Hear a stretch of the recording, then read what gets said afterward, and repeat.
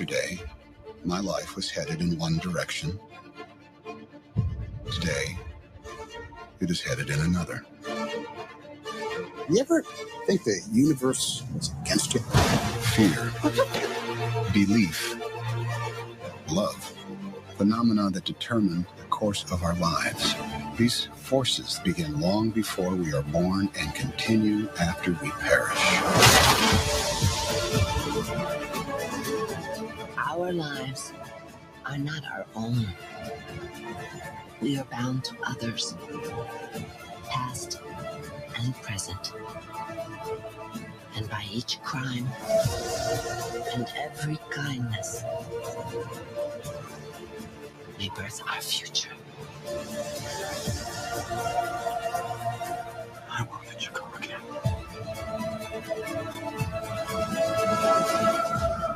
I believe there is another world waiting for us, a better world. And I'll be waiting for you there. You're listening to the Outlaw Radio Network.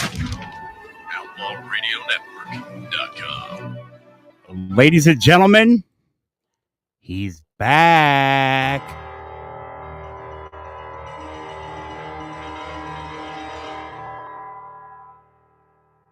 Glorious.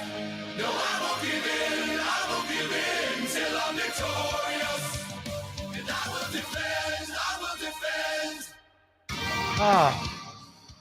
I miss this so much. Welcome back. You guys have no idea. I miss it when I'm gone. Outlaw Radio, by the way. Outlaw Radio.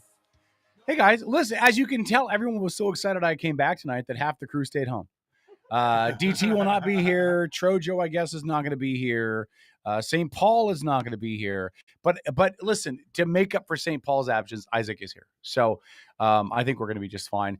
Boss Baby's not here. But CEO is here. So it's CEO, K-Dog, Black Tom, Isaac, DJD. Everybody who's here got trinkets and gifts for my excursion around the Caribbean. We did. And Dennis, I want a photo of what I gave you on Facebook. Oh, I'm working on it right now. Okay. I'll tag you in it. Please do. Listen, and Paul's not here, so we can go 4 hours if we want to tonight. Screw Paul. Screw Paul. I got time to make up for. It is not going to be a show of me talking about the cruise, although I'm sure it'll pop up at times tonight and Sunday night. I apologize. Actually, before, hi guys. Hey, bud. I'm so disjointed. You missed your microphone. I miss the show. Yeah, I really do. I miss the show. If I could have done the show remotely while on the cruise, I would have. But it would have cost me buku bucks. Yeah, that hasn't changed. Is like internet at sea still crazy expensive? It's nuts. It's nuts, and it's not reliable. It doesn't connect very well, and there was a 3-hour time difference. Oh, so it's actually there was a 4-hour. There was a 4-hour time distance in areas that I was. Yeah? So That's a big difference. Yeah, when you guys went to 11, I'd have been on until 3. No, I don't think so. Because I was getting up. I listen. K-Dog does not sleep in on a cruise ship. K-Dog is up by 7 o'clock in the morning on a cruise ship. Dude, okay, you understand that you go on a cruise ship for vacation. Yeah, but listen, I don't want to miss things. I have no desire to miss anything. I want to get up. I want to hit the buffet, get my breakfast in, get set up for the day. Because most ports we were in by 7. So I want to eat and get off the boat. I did not go on a cruise like my brother went, and he there were ports we went into. He didn't get off the ship. Like literally, like, we're off the coast of South America, for Christ's sakes. Yeah, no, we saw the lights from Venezuela from where we were at when we were on Curacao. That's cool. Jealous. There's no way I'm not getting off the boat. Okay, we're not doing this all night. No. Why not? It's better than the news. Look, I want to get into the results from last night's election. And if there are any Republicans in the chat, conservatives in the chat, not Democrats, because they're gloating today, I'd like to ask Republicans and conservatives what the hell happened yesterday. Because I heard for months about a red wave. Red wave.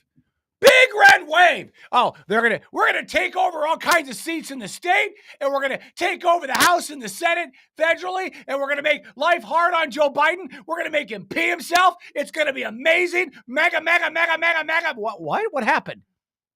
It might have been a red ripple. It was not a red wave.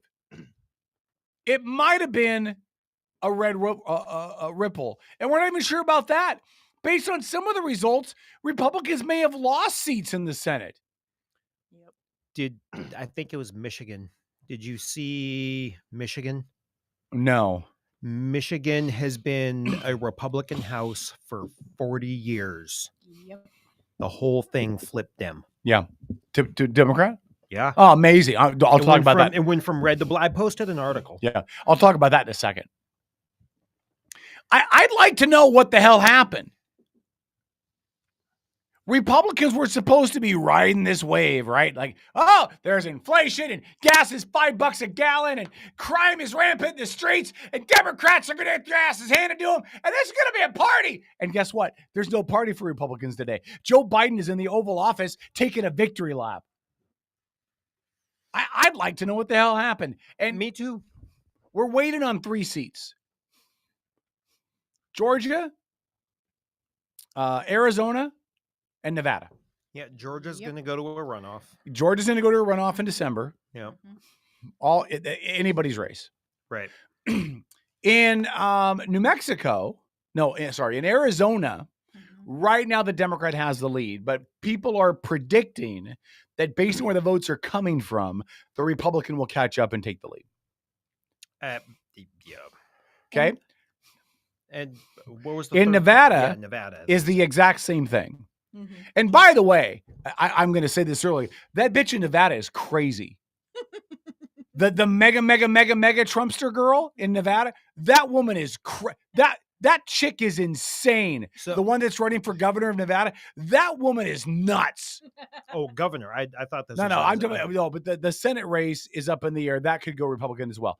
Right. So if all 3 of those races go Republican, I think Republicans gain a seat. And they'll have 51-49. Mm-hmm. But right now, based on how everything is trending, Republicans are 2 down. On where the numbers are at right now, Republicans are 2 down. How the hell did you lose seats? My drunk ass in Curacao could have won an election. How did you guys lose 2 seats? I don't fully understand what happened. Yes, Lori. I'd just like to add some color to the race in Atlanta. Let's not make this racial, but go ahead. Add some color. Color commentary. So we're not on in Atlanta tonight. I'm eating while we chat because I'm depressed. Okay. This is ridiculous. But again, you brought nothing for me. No, I'm just kidding. No, I did. I brought all kinds of things. I got cheese sticks I'll share. Ooh. You guys like mozzarella sticks? Yes. Okay. So anyways, in Atlanta, several businessmen, owners of businesses and others have formed a coalition, and they are the ones that have been propping up Herschel Walker financially, training him how to speak. Well, they're doing a piss poor job. Hey, listen, his platform might be good. I'm not 100% sure, and I don't really pay attention because it's in Georgia, right? But when he talks, he just doesn't sound confident. Mm-hmm. This isn't a race thing, right? This is not me making fun of the fact that he talks in urban tones and words. That's not what I'm saying. But when he talks, he does not sound confident. He sounds cautious, and nobody wants that. And listen, Raphael Warnock, the guy that he's running against, the reigning senator in Georgia, when he was in a runoff, he won in the runoff. Right. Like this is up Warnock's alley, right? And I don't. Herschel Walker seems to be kind of a dipwad to me, and not a great candidate. But he's got name recognition. He's famous. He's a former NFL player, uber popular from his time playing at University of Georgia. He might come back and win that. But there's nothing about him that sounds like I should be inspired to have faith in the guy. How did you lose 2 seats? No, I'm serious. Listen, I did not. I wanted Tiffany Smiley to win in Washington. I really did. I wanted Tiffany Smiley to win. Yeah. I didn't think she was going to win. I'm not an idiot. All the Republicans on my page are like, Tiffany Smiley's going to win. No, she's not. Because every Democrat in this state that polls with like a 2 or 3 or 4 point lead winds up winning by 15, which is what Patty Murray did. The last polls that came out last week had her with a 4-point advantage, and I think she won by 13 or 14 points yesterday. I got nothing. I'd like to find out where all the Patty Murray supporters are, because I've been trolling the internet looking for you, and I don't know where any of you all are at. Like, Republicans are loud and boisterous. We love Tiffany Smiley. Vote for Tiffany Smiley. And nobody on Facebook's like, Patty Murray's done an outstanding job, because she hasn't. She's a dumpster fire. And then magically election day comes, and Patty Murray wins the election running away. The same thing. Is it the 8th? Where Kim Schreier's running against Matt Larkin? Yep. Let me see if I get this right.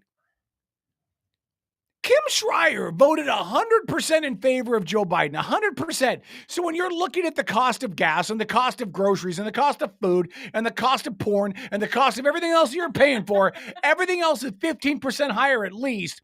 And you look at Kim Schreier and you're like, oh, we got to vote for her again? What in the name of God are you people thinking? Everything in this state has gone up exponentially. Inflation is high. Gas prices are high. Unemployment is creeping up. The housing bubble's coming down. We're in an economic meltdown.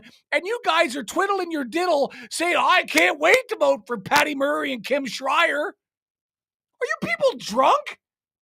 Hey, But they give us stuff. When they give us stuff. When did I ask that question? What question? So I asked the question a couple shows back. Why people are stupid? Well, kind of. In a kinder way. So my question was, how much time do people devote to voting?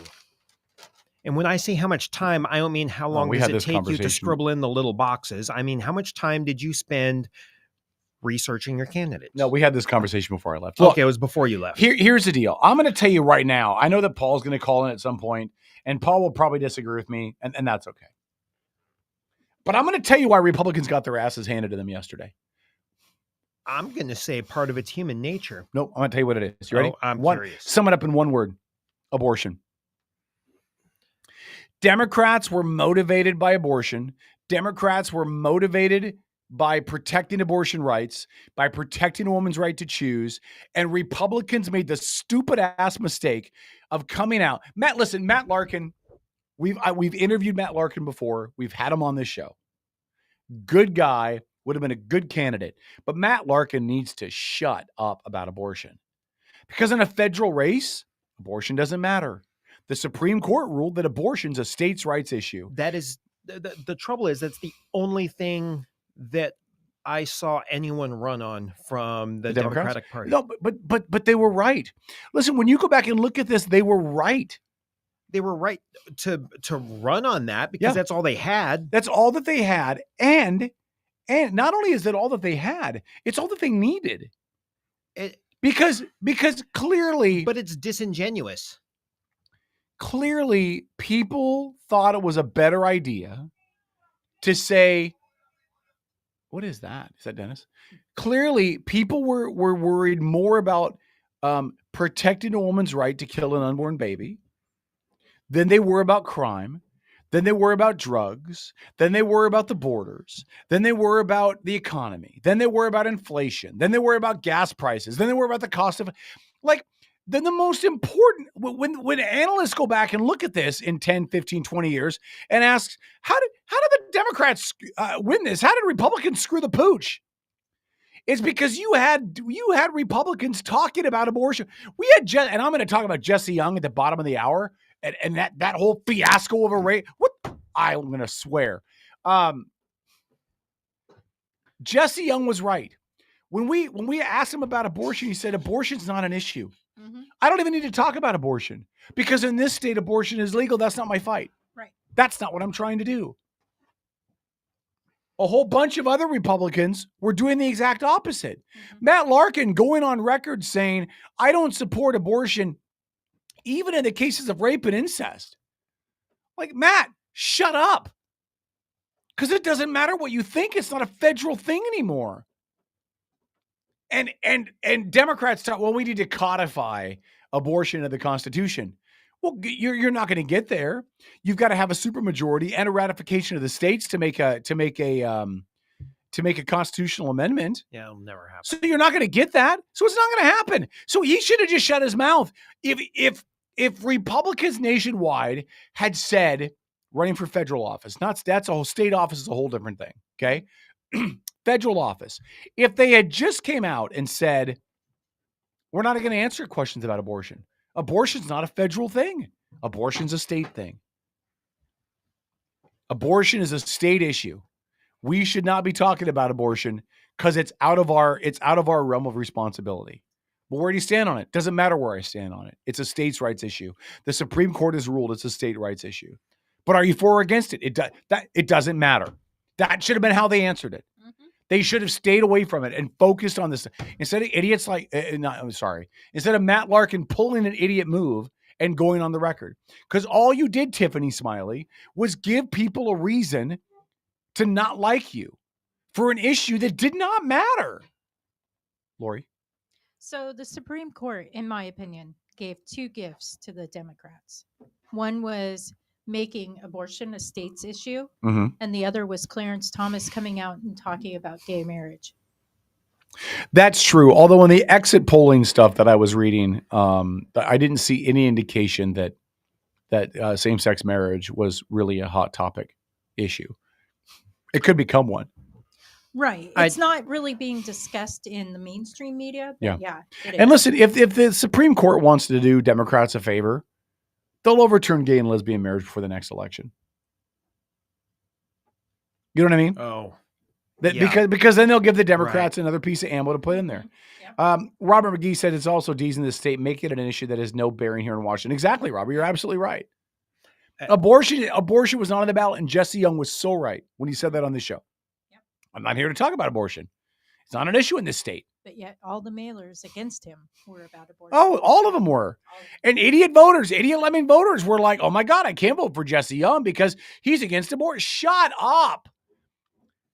Did you see what we did in the 26th, by the way? I don't know if you saw this or not. The 26 went from all red several years ago to all blue now. Michelle Dimwit Caldeir wins re-election when she hasn't passed a bill, done a thing, nothing. She sat on her ass and collected money from the dental lobby. She hasn't done anything. When stuff happens in Kitsap County, she's miraculously nowhere to be seen unless there's a photographer there to get a photo op. What the hell has Emily Randall done? Please tell me what Emily Randall did. She defaced a billboard. She did. Well, she either defaced it or she supported those that did.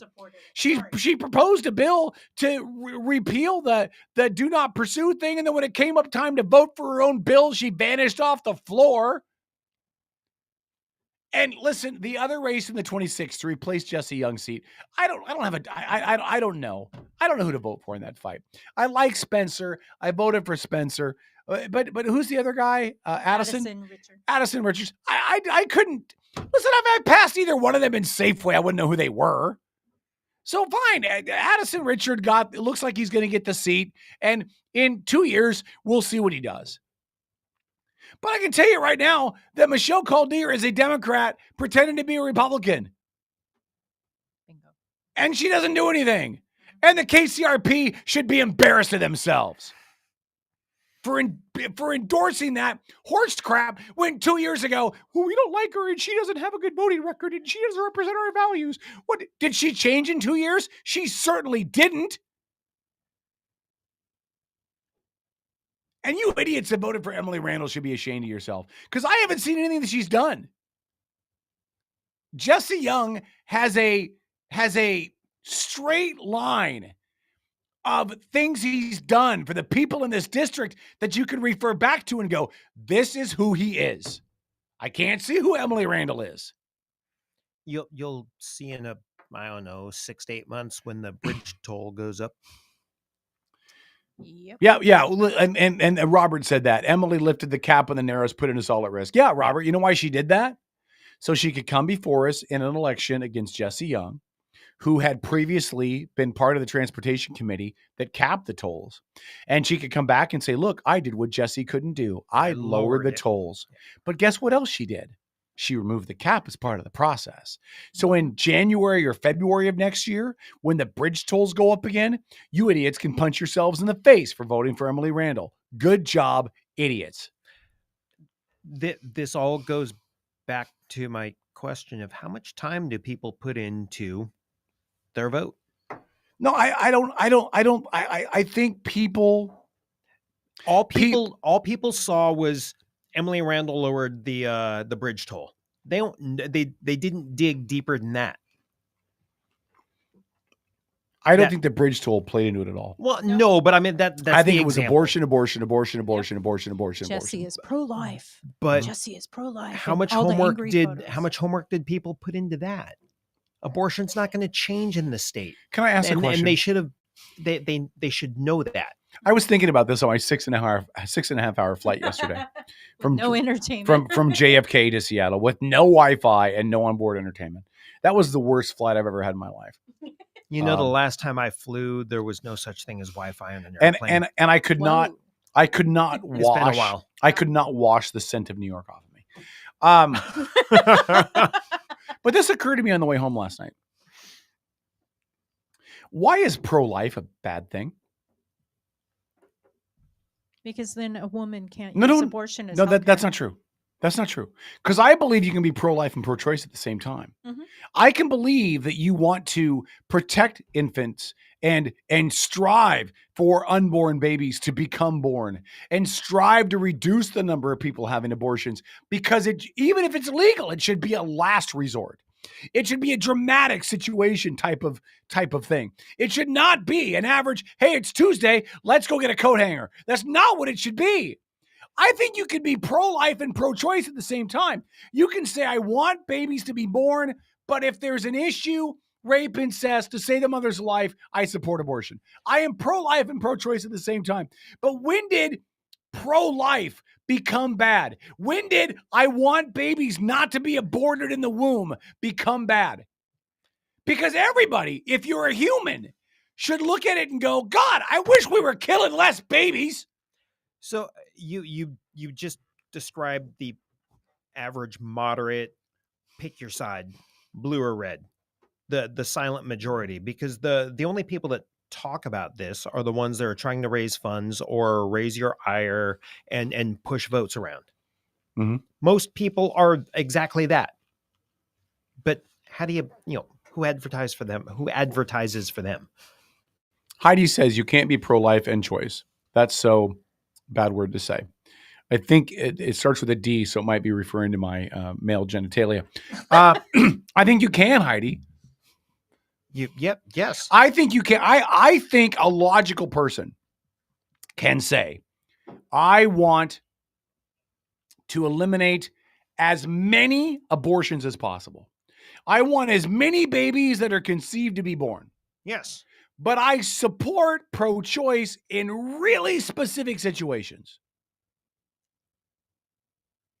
Rape, incest, to save the mother's life.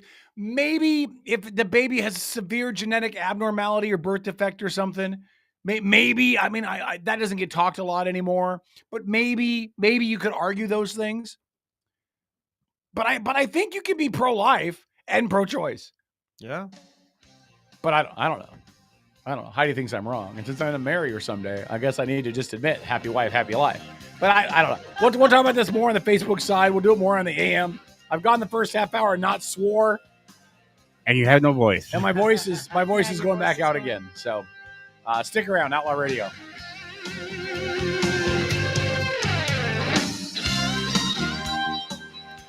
You're listening to the Outlaw Radio Network.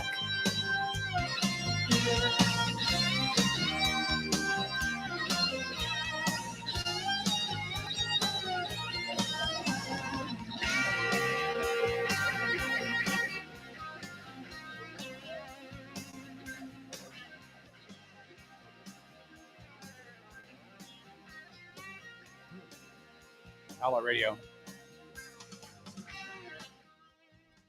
Margie said in chat, females who are poor don't have much choice. Well, that's not true. That's not true at all. Again, let's remove the rape, incest to save the mother's life equation out of abortions. Let's take that as a bundle and set it over here.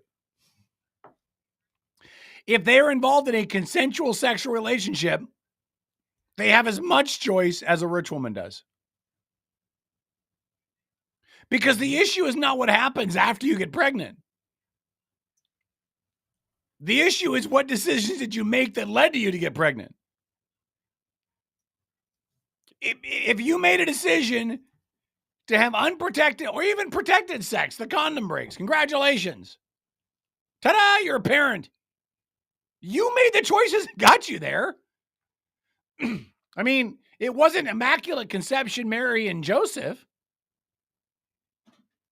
Somebody's sperm didn't just fly across the room and land in your vagina. Oops. Ta-da! Yeah. Hold on. Some other comments here. There's a few. Yeah. Heidi says, if you support it in specific situations, you aren't pro-life. You're just saying that to make yourself feel better. And then Robert said exactly what I wanted to say.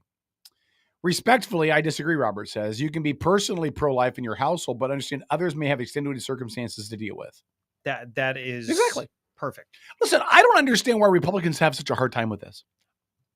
Because I hear Republicans and conservatives all the time that say, I want the government out of my bedroom, off my body, out of my life. I want as little government interference as possible. They don't belong in the doctor's office. So the discussion of abortion shouldn't be political. But if you take it out of politics, then you take away fundraising. So. Well, and there's so many things weaved into that. I talked about this before. If you only made abortion legal in the cases of rape or incest, then you could have men charged with rape or incest that didn't really do it, but they were charged with it because the woman got pregnant or whatever. You know what I mean? Like, I could see a guy being falsely accused of rape because they had consensual sex. She got pregnant, and the only way that she has an abortion is if she names the person that raped her. I could see some states doing that, especially really red states. 30 seconds. You know what I mean? So there's a whole bunch of things we're going into that. I'm going to get to your comment, Mick, in a second. Outlaw Radio, stick around. We're back after this.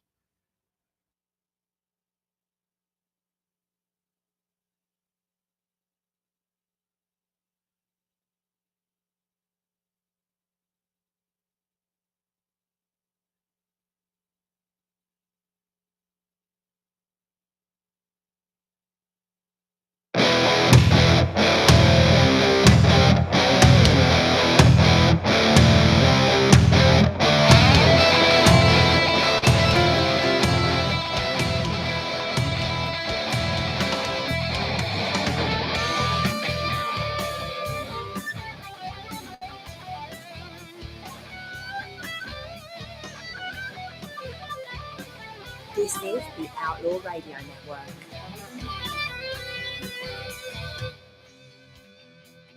All right, Outlaw Radio, 7:33. We're going to midnight tonight. Just kidding. Really quickly, let's talk about a district that I think got it right. Listen, and I'm a Democrat, okay? I'm still a Democrat. I really am. I'm a Democrat. I go home and pay homage to the picture of Bill Clinton that hangs over my bed. I really am a Democrat. But what I cannot deal with is what Democrats in this state have done and how far left they've gone.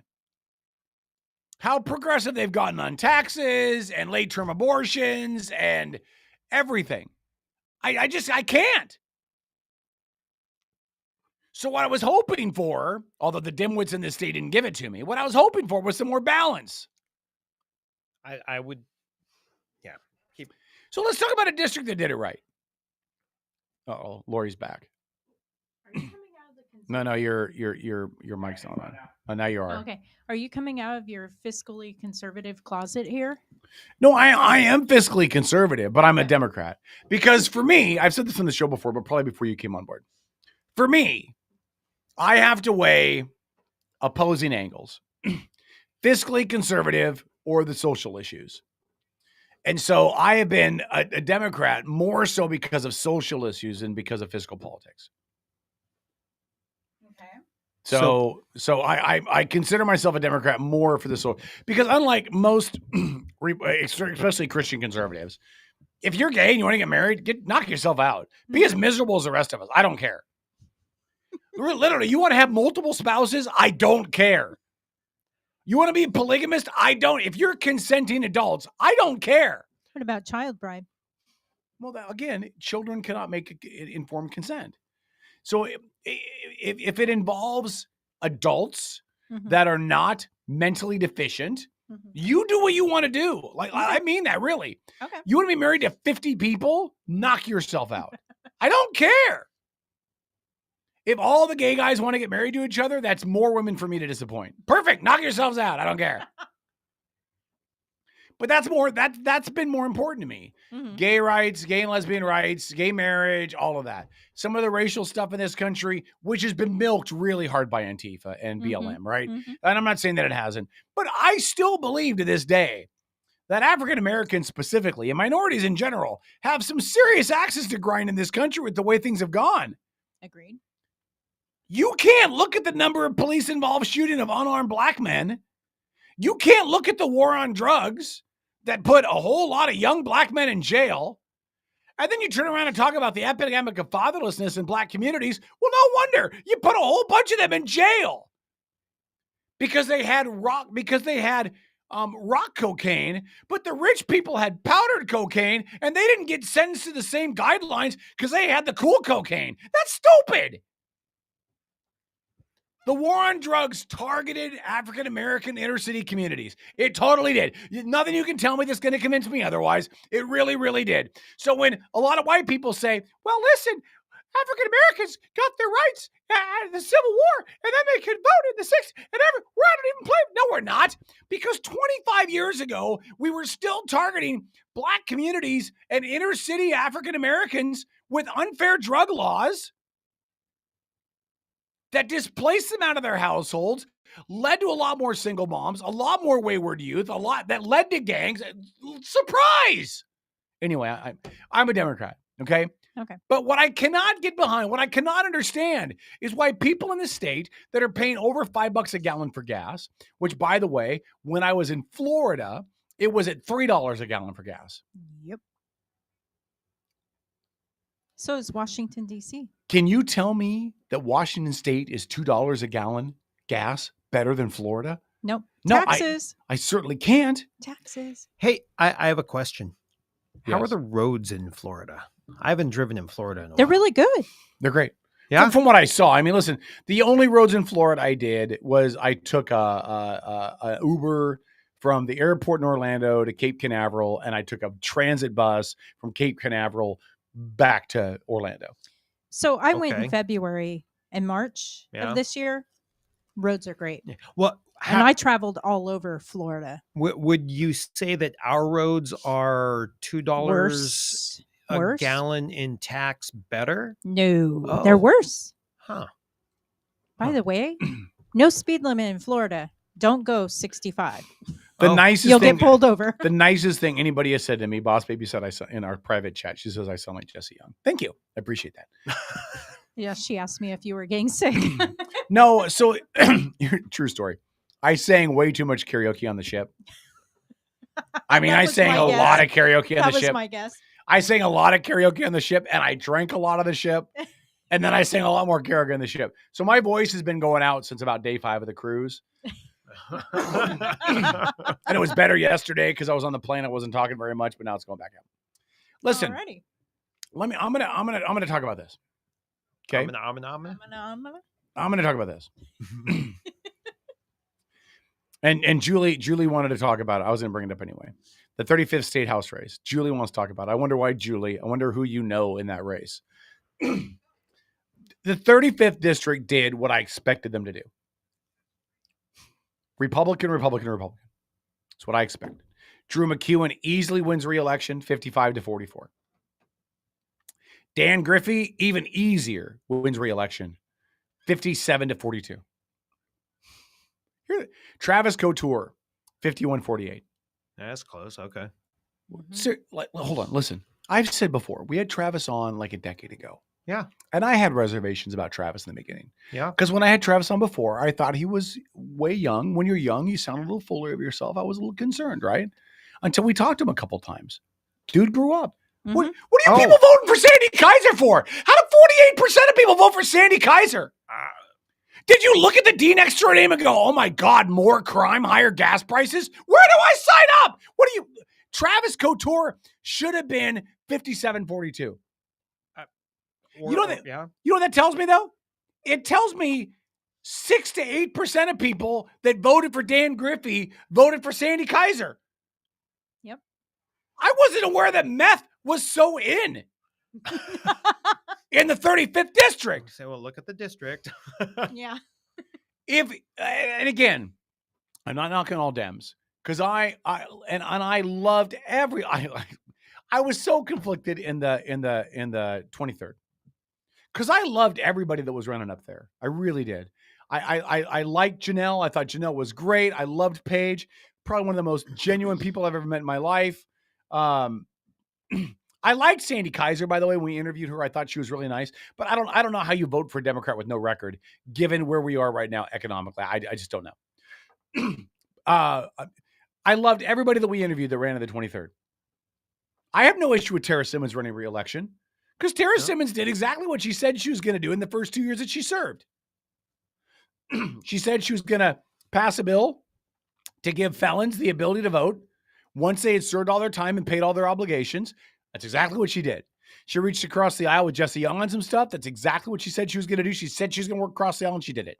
I got no issues with Tara Simmons winning re-election. But I don't know why you would look at the 35th race, position 2, and think, well, I just voted for Dan Griffey, but I think I'm going to vote for Sandy Kaiser too. I don't make any sense to me. Travis Couture should have been like 58%, not like 51, but whatever. No, listen, that district did exactly what I thought they were going to do. There are districts that should be completely red, and there are districts that should be completely blue, and there are districts that should be purple, where you should have a mix of Republicans and Democrats, just based on their demographics, right? Seattle areas should be blue. Okay. Rural areas like Shelton and the 35th should be red. The 26th should not be blue. And I know everybody's going to be, well, Michelle Calder's a Republican. No, she's not. She's not a Republican. She's really not. She's not even really a legislator. She doesn't do anything besides show up for photo ops. Matt Macklin would have been a much better choice than Michelle Calder, and he's a Democrat. But K-Dog, he has no record. You just said you can't vote for a Democrat when they have no record. No, but I know the record that Michelle Calder has. Anyway, congratulations, Travis Couture. Listen. He's in the chat. Oh, hi, Travis. Listen, Travis worked for a decade at least. I don't remember the first time we interviewed him, but he worked for a decade at least for this moment. Yeah. Oh, I thought he was great. I mean, I just recently met him here. Yeah. So I missed the decade ago, but listen, what I've known of him. Listen, he worked for a decade at least for this. Yeah. It's not like, and I'm not knocking Tara Simmons, okay? But Tara Simmons did not work for a decade to run for office. She worked for a decade to get her life cleaned up, to go to law school, to get her to go before the Supreme Court so she had the right to practice law. And then she decided she was going to run maybe a couple of years in there, right? Travis Couture worked on this process for at least a decade. Yeah. With his eye firmly on the prize of serving his constituents in some elected process. I don't know if he was always going to be a state rep or a state senator he wanted to be, or dog catcher or whatever, but he worked on this for a decade. Mm-hmm. He studied and worked with guys like Dan Griffey, whom I love to death. Yep. And he learned it, and he was under their wing, and he figured out how the process works, and he educated himself, and he grew up, and he earned where he's at. That's hella cool, dude. That's hella cool. I couldn't agree. I couldn't agree more. But I am. You live in the 26th, also, Yeah. right? Yeah. What happened at home with us? I live in the 26th, also. Well, Michelle Caldier has name recognition. Okay. The one thing I didn't like about Matt Macklin is that there just wasn't enough of getting his name out there. You think he got in too late? I don't know if it's, I don't know. I'm not going to critique it. I've never worked on a campaign. I would love to work on a campaign. I'd love to put my marketing skills and education to use on a campaign. On a volunteer level, I would do it just because I want to understand it. I want to learn about it. I want to see how it works. But I just don't think that his name was out there enough. I think when you're fighting against a Brahma bull like Michelle Caldier with name recognition and experience, and you're an attractive woman, and I know people are going to say I'm a sexist for saying it, but when you're an attractive woman, it helps you in the race. It really does. Yeah. People, just your Q rating, people are more interested in what pretty women are doing. Okay, and so I'm not trying to be a jerk. It's just the way that it is. I think it helped her. Right. I don't disagree. I mean, I think you're right. I mean, I wouldn't have known very much about Macklin either if it weren't for the fact that, I met him here. Yeah. I'm so disappointed. Mick Sheldon says Tara Simmons cannot tolerate 30% of the people she rules over. I'm not saying you're wrong, but I'd like to hear what that's based in. What Kevin Nelson says that I sound like J. Jonah Jameson, the publisher of the Daily Bugle and Spider-Man. Okay.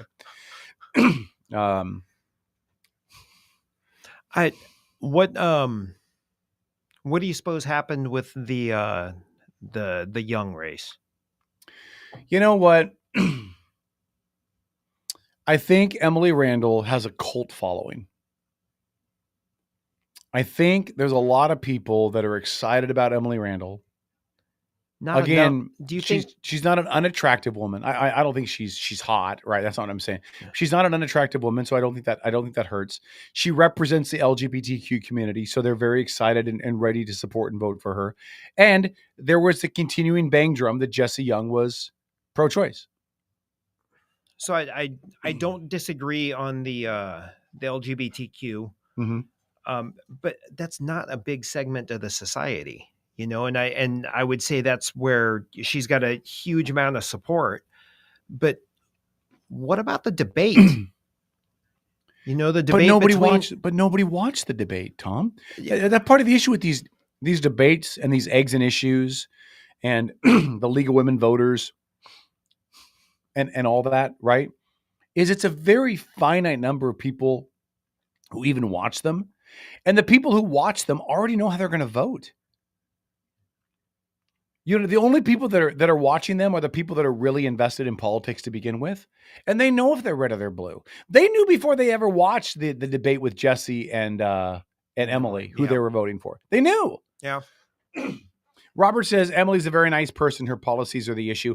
I don't know if she's a nice person because I haven't seen enough of her in this district to give me an indication. She was nice in studio, but of everybody we interviewed on the show, all the candidates we've interviewed this election cycle, back before the primaries, up until election night,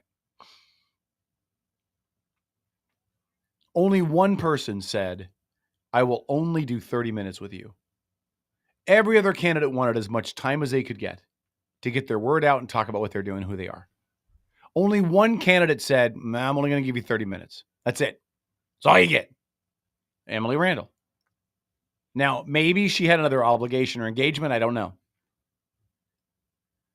Most candidates want to be in front of the camera, in front of a microphone, telling you about them and why they want your vote. Most candidates do not want to put a restriction. But she did. I don't know what that says. I mean, this show does tend to be conservative, so I think she was maybe setting herself up a safety net. So if she were thrown to the wolves, with the tough questions, they weren't going to last long. No, but here's the problem. there's enough Democrats that have come on this show now. Like I used to use that as an excuse for Democrats, right? Well, they want to come on here because we're very Republican friendly, and the station's owned by a Republican guy, a gun rights dude, right? And so I used to, but we've had so many Democrats on this show lately. Matt Macklin got a great interview. We were cordial, great with him. Tara Simmons has been in here twice and on the phone once. Irene Boland we had on, Hanny Baxter we've had on. We had Emily Randall in here. She dodged us when she agreed to come on a second time. She dodged us after that. We had what's her name from the 35th come in that Travis just beat. We had her in here. Sandy Kaiser. So I don't believe that's the reason. Do you know what I think it is?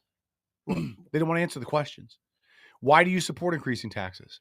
Why do you support increasing the gas tax? Well, why do you support gun restrictions? Why do you support banning the sale of gasoline-powered vehicles by 2030 when you know damn well the power grid can't support it? I think at the state level, I think a lot of our representatives don't know that. They believe the green propaganda, if you will. Mm-hmm. That solar power and wind is going to save us all, which it won't in Washington. But so I do think they truly believe that, and so if that's your perception, if that's your reality, then I know that would explain why. Trey and Heidi are talking about the fact that Emily Randall is not attractive. Let me clarify what I said. I said she's not she's not. I'm not saying she's attractive, but she's not ugly. Like you don't look at her and think Wicked Witch of the West, and that helps her. It does. It just does. And I would gamble that if she was a Republican, you would be saying something differently. That's my guess. But I think in general, she's been an awful senator. Yeah. Well, she's part of the push for all the progressive left politics, certainly. Yeah. Well, and listen, and she hasn't. Did she pass a bill? Not that I'm aware of. She didn't vote on her own bill. Yeah. Mick says kissing up to the Dems has gotten you nowhere. They don't care. They win without debate, and they win without being accountable. Heidi has called us out for being too nice to the Dems. I would argue we're as nice to the Dems as we are to the Republicans that come in here. I would love example. I'm not telling you guys you're wrong. If you think we haven't been, I would just love an example. I'd love you to show us. Honestly. But I think we're equally fair to all of them, and we're softball to all of them. Because we're a little teeny tiny AM radio station that they don't have any obligation to come on. We start beating them about the head and chest and getting them with gotcha questions and dog boning them. They're never going to come on here again. We're never going to hear from them again. And that doesn't do you or us or them any good. We're going to talk some national stuff next hour. By the way, we'll get into some of the national stuff. Mick said, how do you not know, Tara Simmons is supported by Erase, Sergi, the folks who claim being pro-life is racist. I'll ask her about that next time we have her on. Because she agreed to come on more often. Apparently, I'm not getting all the chat. I've seen that before, too, where there's stuff that other people are referencing in chat, and then I don't see it. And yeah. But see, like your counter and my counter are different. And they're way different. Yeah. So I don't believe the counter either. I believe right now, Tom, we have millions and millions of people checking out the show. Absolutely. And we should start seeing it soon. The holidays are upon us. It's gift giving season. It is gift giving season. Yeah. So people are going to be hitting the merch soon. They're going to be hitting the merch hard. Mm-hmm. Yeah. Get your Outlaw boxers. Yes. Anyway. Listen, I'm just baffled, man. I got on the flight in New York at 5:00, New York time. So 3:00 our time. And again, my flight had no internet and no onboard entertainment. So I couldn't watch CNN. I couldn't watch MSNBC. I couldn't watch Fox. You do know what a book is. No, I meant as far as the election stuff. Oh. I was traveling on election day. Yeah. And so I spent the 6.5 hours thinking about all the ways this could have gone. Okay. This election did not go any way that I had projected.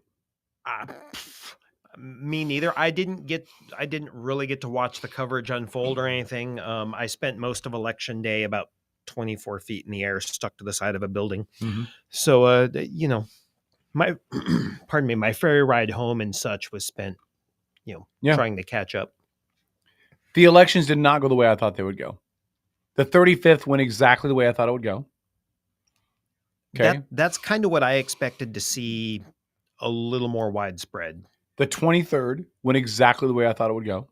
Oh, see, I even thought there was going to be a little bit more of a red ripple up there. I thought for sure Spencer was going to win, the Republican taking Jesse's seat. Yeah. This is not an indictment against, what's his name? Oh, against who Spencer ran against? Yeah. It doesn't matter. Ainsley? No. Anyway, Addison Richards. Yeah. It's not an indictment on Addison Richards. I just thought, given the state of our state, the state of the economy, the state of inflation, there's no way anybody's going to vote for a new Dem. They're just not going to. Well, I was wrong. I was stupid. I thought there was no way that Jesse Young was not going to get reelected or was not going to get elected to the Senate seat, because I thought you look at the state of the state and taxes and inflation and the economy, and look. All the incumbents won, didn't they? Pretty much. Yeah. Pretty much. On the races we covered a lot. Yeah, pretty much. Yeah. So I think it's people staying with what they know and what they're comfortable with. Yeah. Heidi said Joe Kent didn't show up on your show, and look, he lost. Joe Kent lost? I hadn't even paid attention to that race. I didn't even think to check that race. Joe Kent lost. Amazing. Amazing. It just baffles my mind.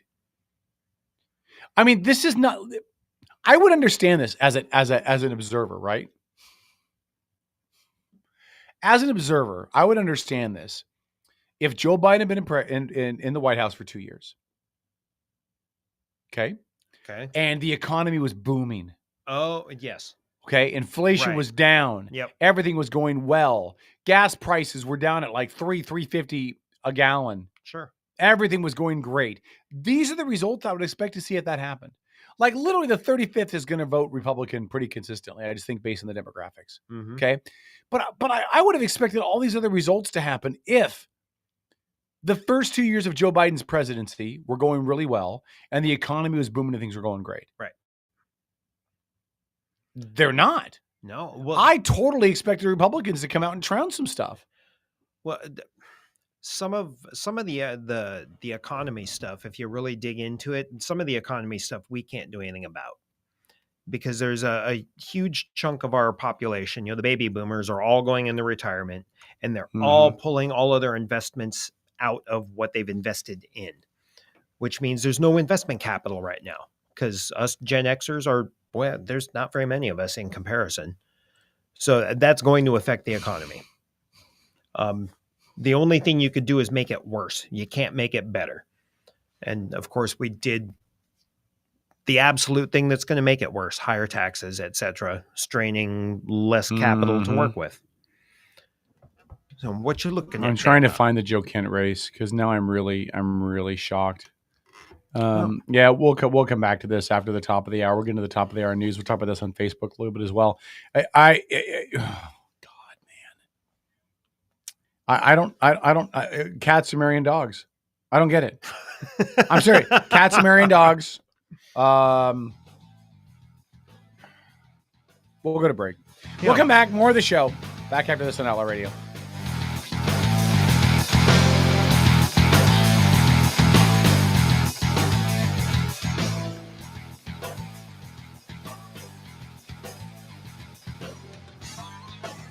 This is the Outlaw Radio Network.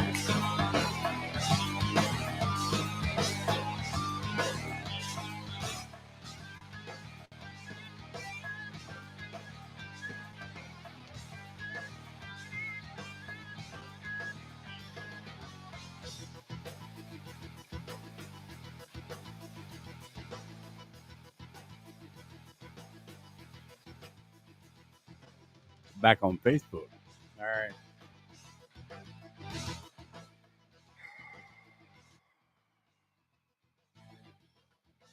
So annoyed, man. So annoyed. All right, I'm bringing up the third. What in the? We're just on Facebook, right? What the fuck, man? Marie, I won't even try to pronounce her middle name. Perez. Glusenkamp Perez. Glusenkamp. 52-47 over Joe Kent. I don't get it. I don't understand. Maybe I'm wrong. I've never come out of an election feeling like I feel after this election. That maybe I'm wrong. Maybe people really do want to pay higher taxes, pay higher gas taxes, pay higher prices on everything that they buy. Maybe they do want more gun restrictions. Maybe they do want legalized drugs, open injection sites. Maybe they do want abortions up into the third trimester. Maybe Tom, maybe we are unicorns. Maybe. Because I can't. I don't know. In your world, do unicorns fly? Yes. That scares me. Yeah. That's not a seagull. That's big. When it falls from the sky, it's big. I'm still dumbfounded. But I still think it goes back to the idea that people don't really research before they vote. No, they listen to legacy media, whatever's coming over ABC, CBS, NBC, CNN, pick your alphabet soup. And if you're not happy, it would seem logical to me that if you're not happy with the direction things are going, then you vote for someone new. Right? Regardless of what state you're in, what color the state happens to be, who's in office, etc. If you don't like the way things have been going, then you vote all those people out. Mm-hmm. And that didn't happen. So, yeah, Robert called it Stockholm Syndrome in the chat. I think that's pretty accurate. I don't know, man. I wish it was that. I wish it was that simple. I don't get it. I don't understand how anybody in their right mind can look at the status of everything today. Gas prices, food prices, inflation, the housing bubble coming down, government overreach, everything. Third semester abortions. Third trimester, abortions.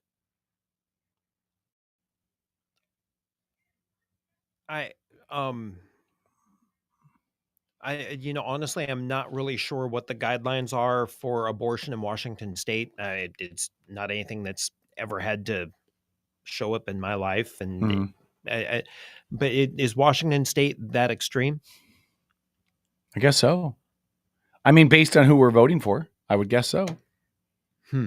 I mean, listen, California is obviously the liberal leader, right? I mean, right. California is liberally left, liberally falling to the ocean left. Yes. I would argue we're more liberal now than California. Do you think so? Because California has pockets where conservatives still have sway.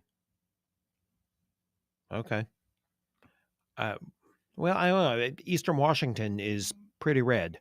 Eastern Washington's red, but they don't do anything. They don't vote. They don't vote. No. They don't. I wish they would vote. They could. Jay Inslee could have lost the last two elections had Republicans on the east side of the state gone to the polls and voted in Moss. Yes. You know?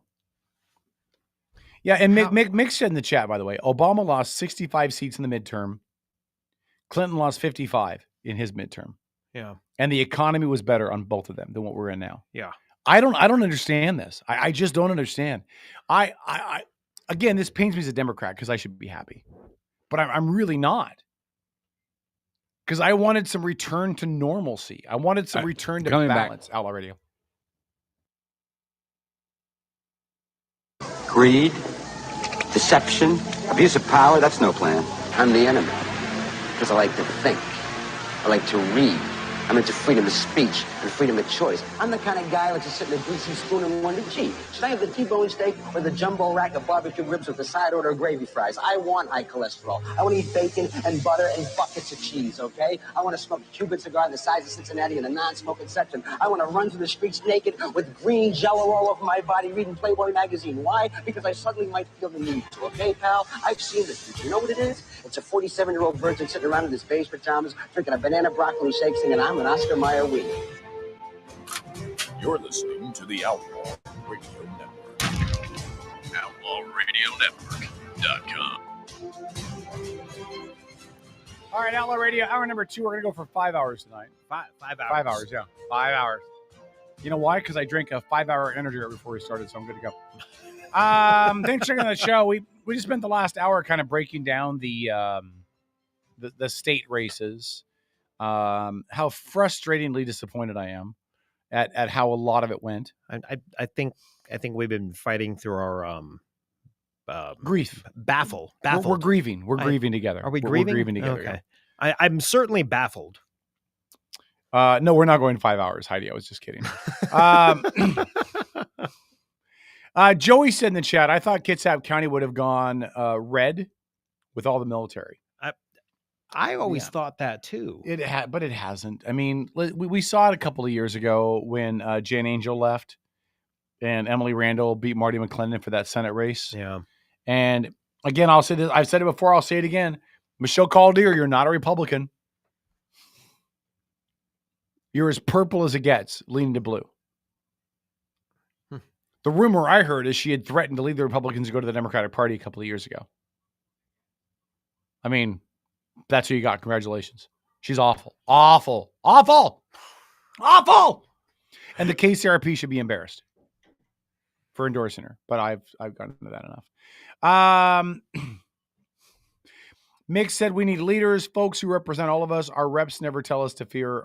Our reps tell us to fear our neighbors. Never seen it this bad. Yep. Although so one of the things I've noticed lately is our representatives don't refer to themselves as representatives anymore. Mm-hmm. They refer to themselves as leaders. I think they've forgotten that they're civil servants. Yeah. Maybe. So I don't know. I don't know, man. What I don't understand is how anybody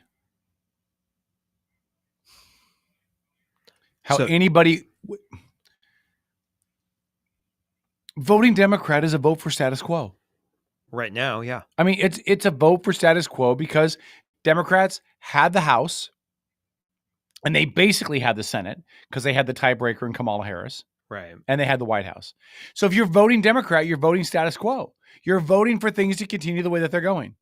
Well, guess what? It's not going well. Well, we know that here at home on the micro level. What about the macro level?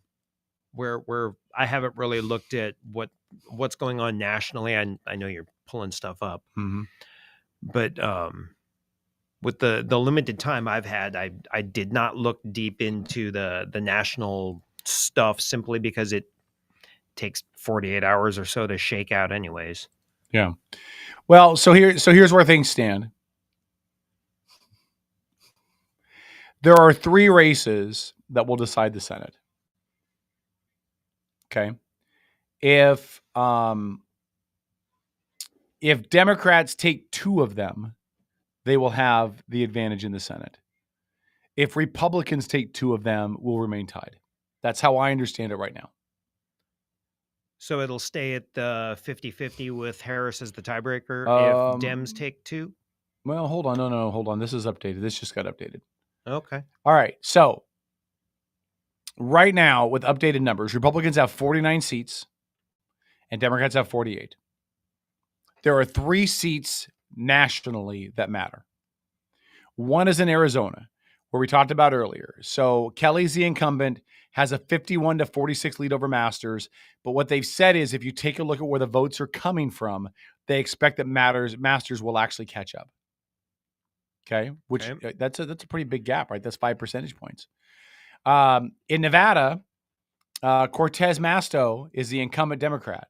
She had the lead the entire time and got passed today by John Laxalt. Oh. And now Laxalt has a 2 percentage point lead. And with the way that's trending, Nevada's going to go Republican. Okay. Have they said how much of the vote has been counted? Doesn't say. Okay. No, sorry. 81% of the vote is in Nevada. Okay. In Georgia, this is where things get choppy, right? Because Warnock, the incumbent, the minister, by the way, Warnock using Martin Luther King Jr.'s church as like backdrop setting for why people should vote for him is just disingenuous. Like, I like that you're the minister at the church that the MLK was a minister for, but I don't think that gives you political capital, dude. Anyway, him and Herschel Walker have a 0.5% difference between the two of them, but neither of them got to 50%. So you're going to go to a runoff. The runoff numbers is 2.1% went to a third candidate, last name Oliver. So that 2.1% is now going to have to be divided out, right? Between Warnock and Walker, assuming everybody votes that voted last time, right? So now it's going to go to a 2-person runoff and someone's going to have to get 50%. So if the experts are right that Laxalt wins Nevada and Masters could win Arizona, that would be your 2 seats the Republicans would need to get control of the Senate. They theoretically could take all 3. Right. But I still not a fan of Herschel Walker at all. All right. So that's your Senate. Okay. In the House, the way things work in the House right now is that there's just too many races that are up in the air. There's a lot of races there. that are just people don't know. It looks like, if you listen to analysts, that the Democrats are going to come out with a little bit of a disadvantage. Right now, based on the numbers, they estimate that Republicans have 209 seats and the Democrats have 189, and you need 218 to control the House. So they think that Republicans will get somewhere in the neighborhood of 220. So they have a slight advantage, but not a really huge advantage. But it is enough for them to do the things that they do in the House. You know what the House does? They got subpoena power. They got investigation power. Right. And if you don't think that Beau Biden is about to get, he's going to have a rough go. Well, and Joe because of it as well. Yeah. So there's a whole bunch of other races out there. You mean gonna, Hunter, right? I'm sorry, Hunter Yeah, Biden. okay. Yeah, Beau's not doing much of anything. No. Sorry, that was rude. I apologize. But yeah, Hunter. Yeah, I just said Beau wasn't doing much of anything. I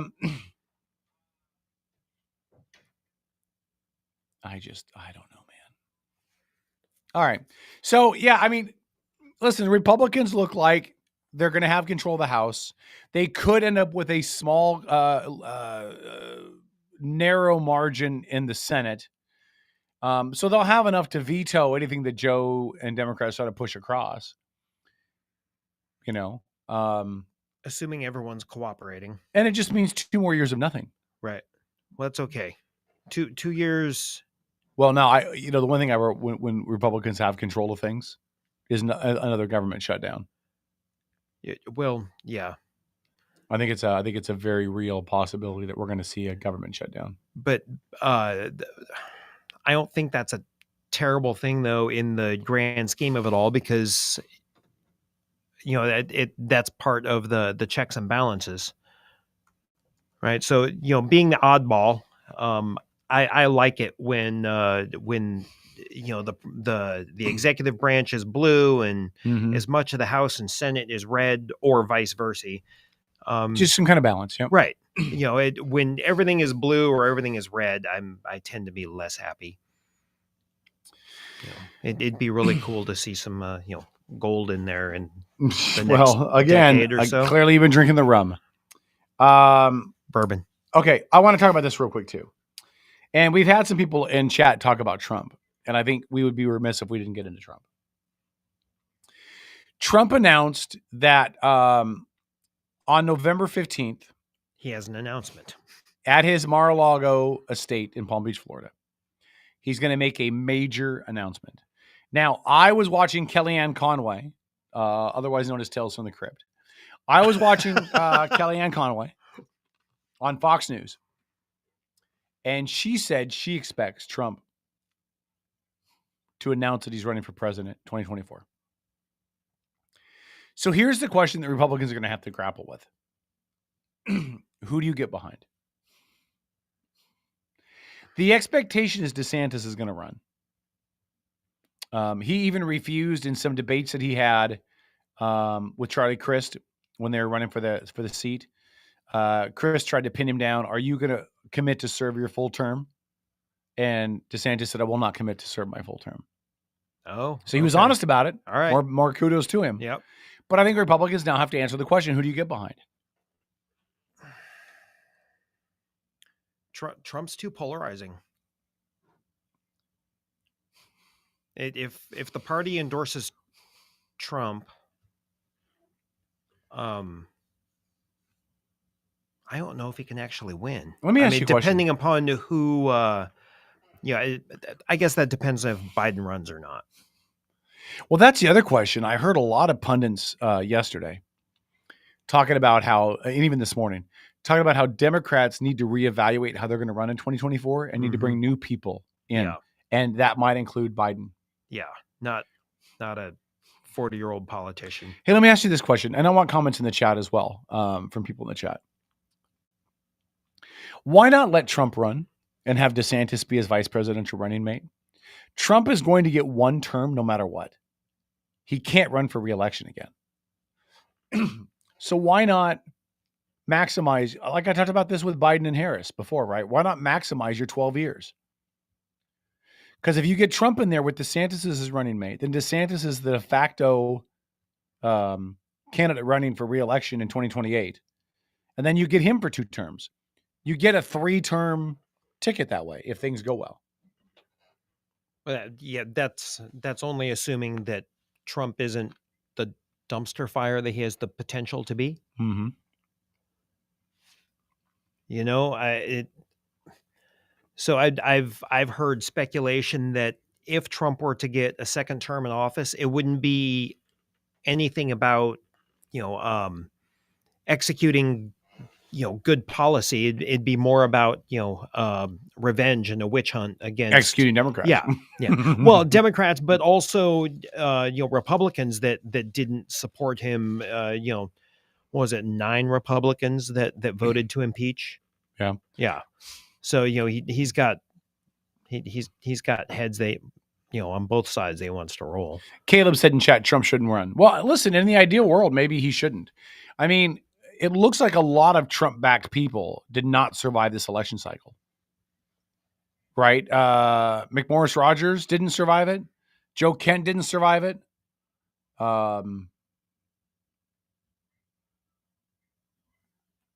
The other question is, I don't believe that Trump would want a strong figure as his vice president. No. Look, Mike Pence was milquetoast. Yeah. Yeah. No, he's. A Trump DeSantis ticket would be interesting if Trump could actually be a statesman and a politician, but he'll be worse now. Yeah. No, he'll be because he'll have 4 years of not having to run for re-election. Right. No, that's why I say I don't think he'd be ideal. So depending upon who he'd be running against, and it. If I'm Joe Biden, this is the perfect scenario. Let DeSantis and Trump tear each other apart so I don't have to do it. I don't think Biden can win re-election. I really Hold on, don't. do you really believe that? Given what we just saw to this election?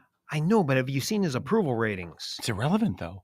Given what we just saw out of this election, I would agree with you a week ago. But this election, what we saw was Democrats winning seats. Yeah, okay. Republicans gained a little bit, but not really much. I can't argue with that logic. And in 2 years, the economy has to improve, right? No. You don't think so? The further we get away from COVID, you don't think the economy improves? Nope. If you get away from the politics and you just look at, the geopolitical analysis of it, we've got about 5 years of a rough economy. But you don't think in 2 years it'll start looking better? Maybe. Because if it starts looking better, if it starts looking better, Biden can prop that up too. So he took his time, but we're coming out of it. I told you I'd do it, and I did it. You know what I mean? Yeah, maybe. I mean, when I look at these national numbers, look at Pennsylvania. And I'm not a big fan of Dr. Oz. Okay. He seems kind of like a blowhard to me. But, and I'm not knocking John Fetterman. Right. Don't know the guy, don't know his politics. But the dude just had a stroke. He can barely put a sentence together. How the hell did he get elected? Maybe he's totally qualified and just needs to step aside for 2, 4, or 6 years and then run for something once he's had an ability to rehab. And voters in Pennsylvania were like, oh, we're going to put this guy in. The dude can't even talk. There's how much time before he's supposed to be sworn in? Who? Fetterman? Yeah. January 20th, I think. Maybe January 1st. I know some states swear on January 1st. So no, but it's a federal, January 20th. Okay. Yeah. So, well, depending upon the severity of the stroke, I mean, I've had 2 friends. One of my friends had a stroke and she recovered very, very fast. Did you see the debate though? No, I did not. Okay. So I saw the debate between Oz and Fetterman. Okay. And Oz was sharp because he should be. Sure. Spent a lot of time in front of the TV cameras. Dude knows what he's doing. Right. Fetterman, because of his stroke, and I think he's probably a really bright guy, but he did not sound like it because the stroke has made it takes time for him to process his thoughts and get it out. Yep. I don't know. I wouldn't have voted for him. Even if I thought he was the best candidate, I wouldn't have voted for him because I don't know if he's healed enough. He may not recover. But I don't know where he's at. Right. Yes, Lori? Crudité. Hold on. Go ahead. Crudité. Crudité? Yep. What is crudité? It's a lightly steamed vegetable. Oh, are you calling it? That's not. No. I'm not talking about Fetterman. That's what Oz did. Oz did a little TikTok. He got the name of the grocery store wrong in Pennsylvania. Mm-hmm. And he was talking about how he was getting crudité, ingredients for his wife. And he was talking about how expensive it was. And everybody on the internet's been roasting him ever since because it just showed how out of touch he is with Pennsylvania. And he's gone on interviews talking about, well, I don't know how many homes I have legitimately. What do you mean? Because he's got homes all over the place. Yeah.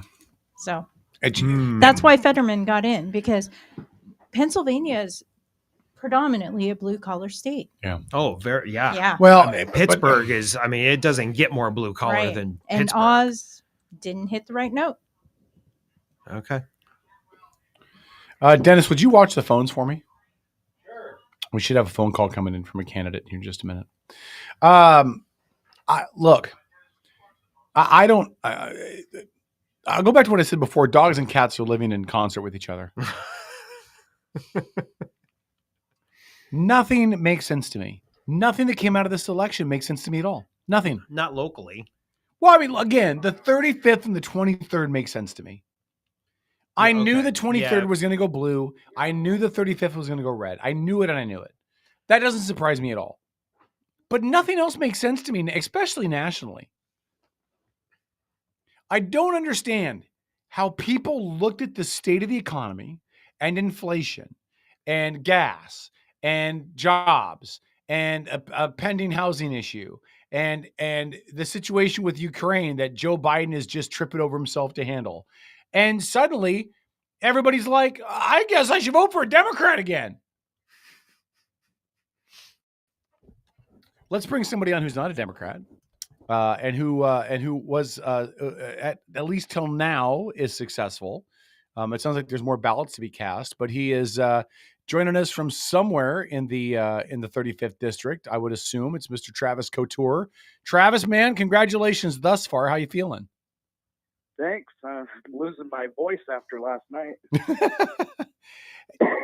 How do you feel? I mean, what's the status on percentages of votes counted, and how are things trending? I was out of state yesterday, so I'm a little behind on seeing how things are tracking.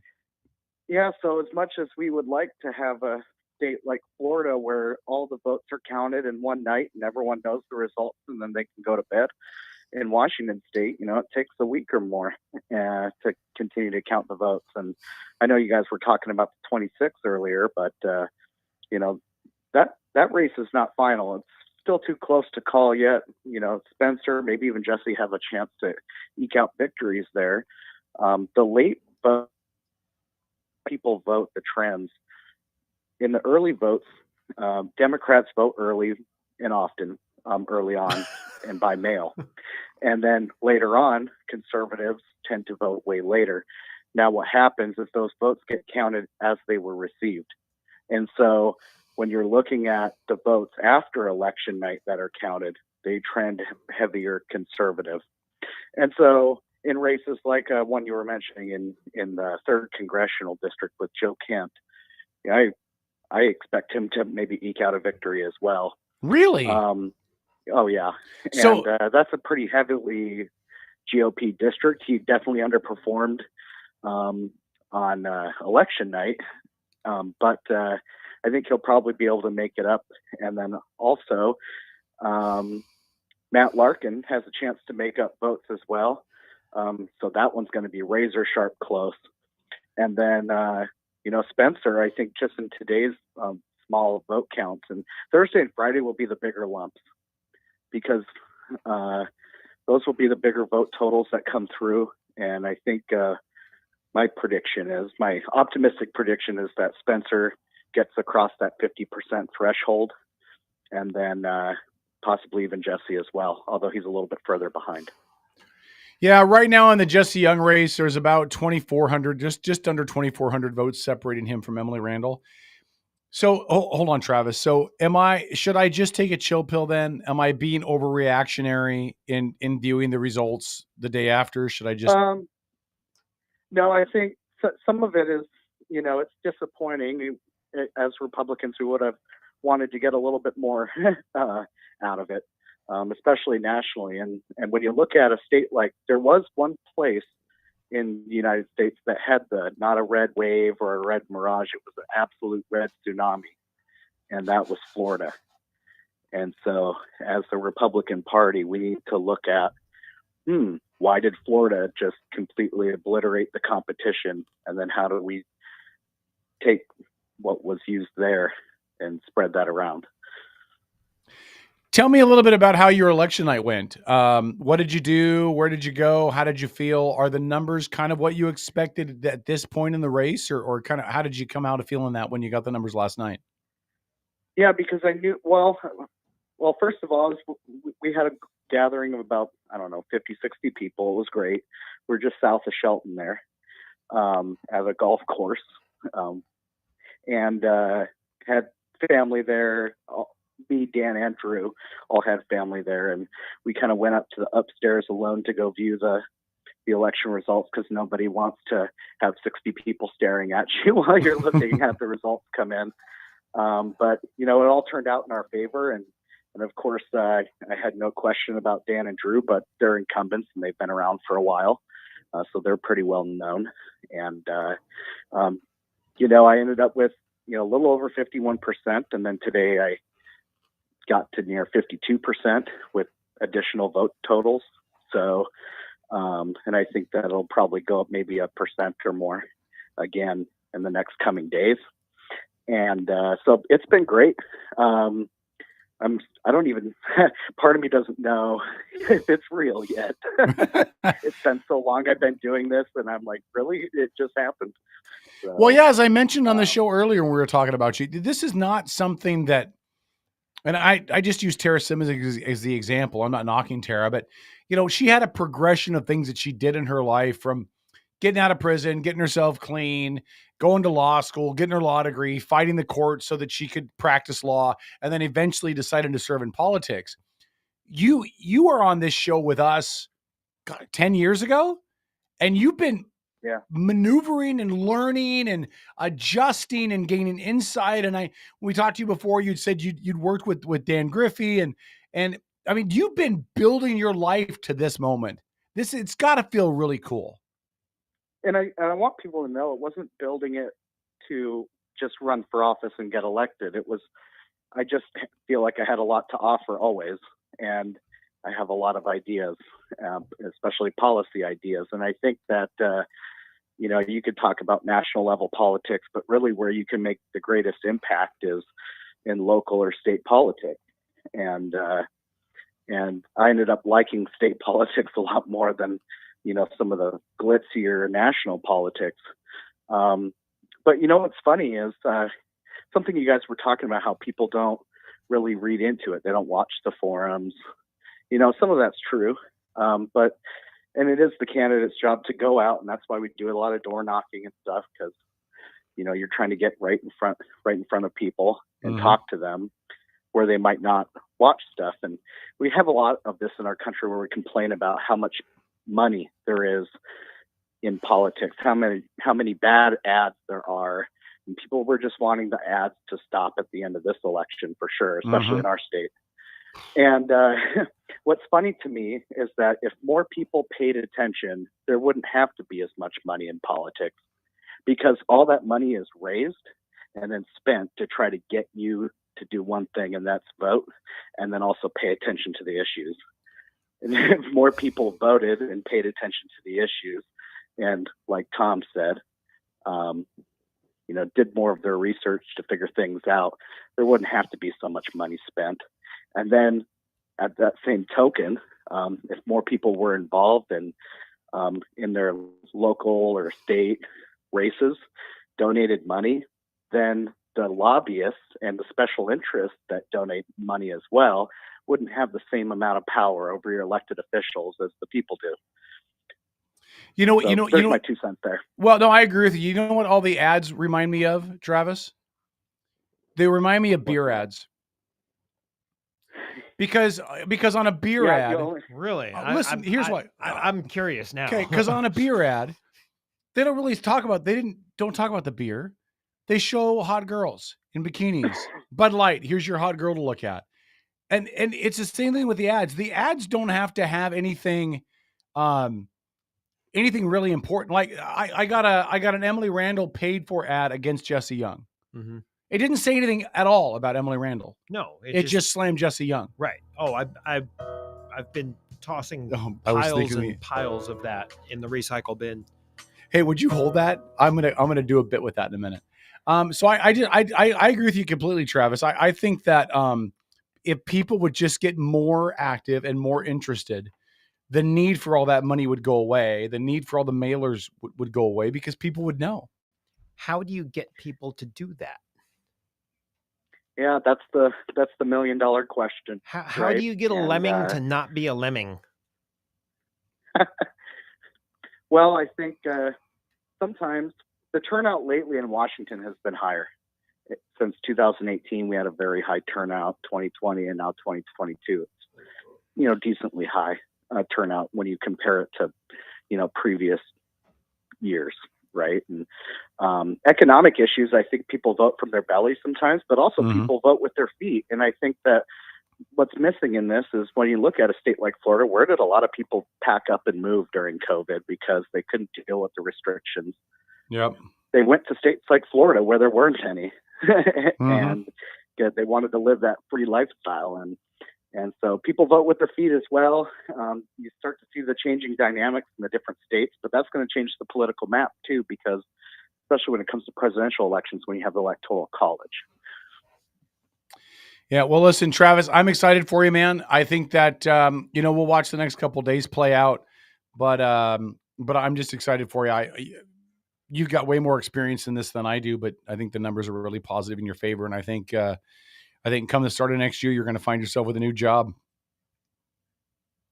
Yeah. And I want to go come out of the next session and come right on Outlaw and do a legislative update, my first one. All right. How about that? I'm going to hold you to it, man. Thanks, Travis. Okay. Sounds good. Congrats, man. Give my best to everybody out there. If you talk to Dan Griffey, especially, Tell him we said congratulations, and we're Dan's listening in tonight, so you can just tell him right over the air. Well, if he keeps listening, he'll just keep me hearing me say nice things about him. I love that guy. His integrity's off the hook, man. Travis, congratulations again, and we'll touch base in the next couple of weeks too, as we get some final numbers out. Sounds good. Talk to y'all later. All right, thanks, Travis Couture. Again, state representative, position number 2 out of the 35th. Listen, he's got some good points, and he did kind of put me in my place a little bit. There's still ballots to be counted. Yeah, there's still numbers that could come in. You could see Joe Kent, Jesse Young, Spencer Hutchins. They could still rally.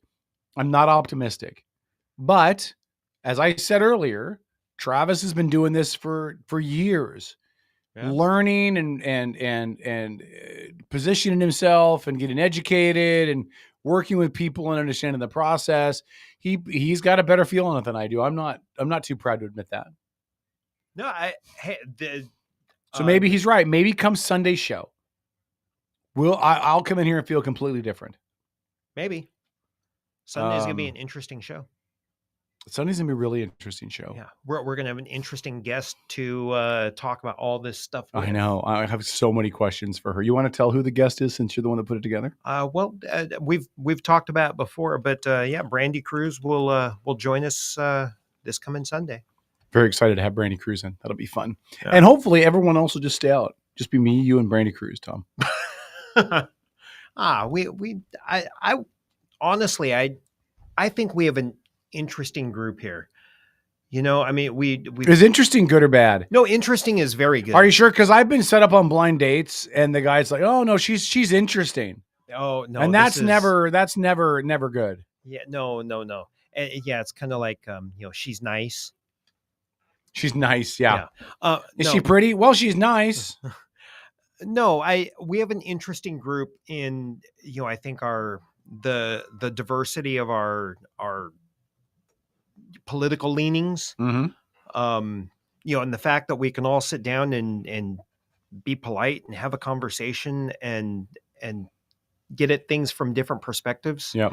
I think that makes us an interesting show. And then we get someone who's got a little bit more, clout or experience, with Brandy and that's going to be we can't eat with, we can't eat in studio. I never eat in the studio. I normally don't either, but it's okay. Hey, I'm depressed. Listen, I'm depressed eating. I would have, you don't have to be depressed. Remember, Travis just, helped you get a little even keel here. Love Travis. Happy for him. Hope he's right. But I'd rather be pleasantly surprised than disappointed. Okay. So I'm just going to assume the numbers are the other way they are. Hold on. Let's go back at this. Hold on really quick. I'm going to go look at something here. I'm looking at the 26th. Okay. And let's see. What do we have? When was it at the top? Where did it say the last update was?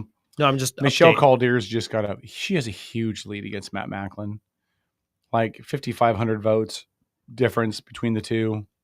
Yeah. 55-44. Never mind. The last update was today at 7:30. Yeah, an hour ago. Okay. Yeah. So, well, actually, hold on. Maybe these were updates since the last time we looked, because right now Jesse Young is only, just under 2,400 votes back of Emily Randall. Yep.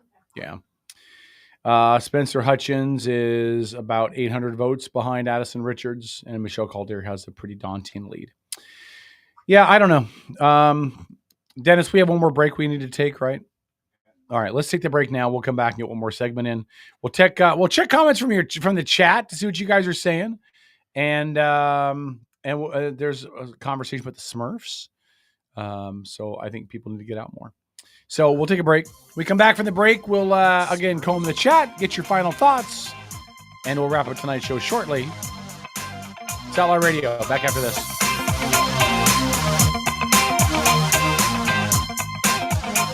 This is the Outlaw Radio Network.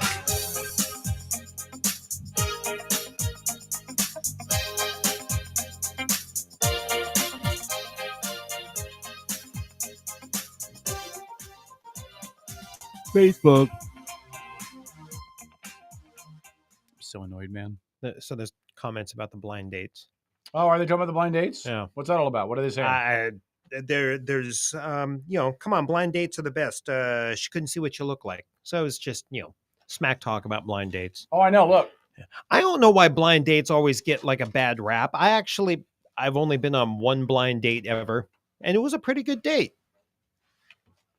So, I mean, I don't have much I'm not to going to make compare. any comments about my blind date history. I don't need to talk about it. Paul's not here. We're talking about my social life, my dating life. Nope, not going to do it. We don't have to. I'm I'm just saying I don't understand what the big deal is about blind dates. I've only had one, but it was a long time ago. Not going to do it. I was in college. It was a long college. Time ago. Yeah, it was. They had college when you were that old. Damn. All right, sorry. Wow. Let's see what comments. Corey says, "Badass, we live, Brandy." I guess he means that they're big fans of Brandy. I don't know. Trey said, "Papa Smith lives right down the road." Okay. I'm not sure what's the Smurfs. Trey also said, "Let all the lemmings run off the cliff, then there'll be no more problems." But they're not running off cliffs. They're just sitting around voting. I don't know, man. I come out of the conversation with Travis having a little bit of hope that some of these numbers are going to reverse themselves around, but God bless it, man. He does. I looked at Kitsap. I looked at Kitsap and Pierce yesterday. I haven't looked today, but the county to county votes for the Jesse Emily race, and Jesse was losing both. I don't know how you overcome both. Well, he does make a good point. Conservative voters do tend to vote closer to the deadline, and they count the votes in order that they showed up, basically.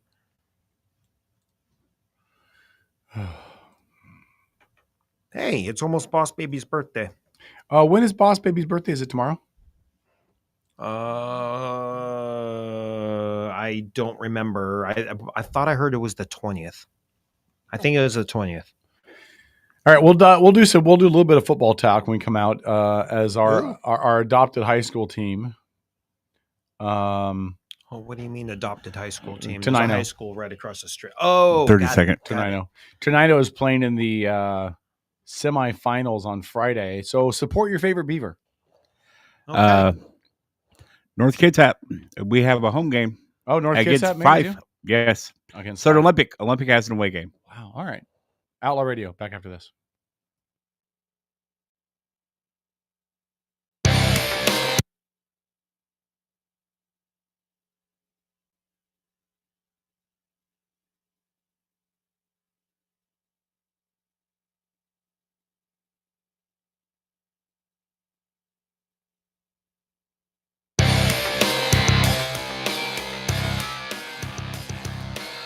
Outlaw Radio.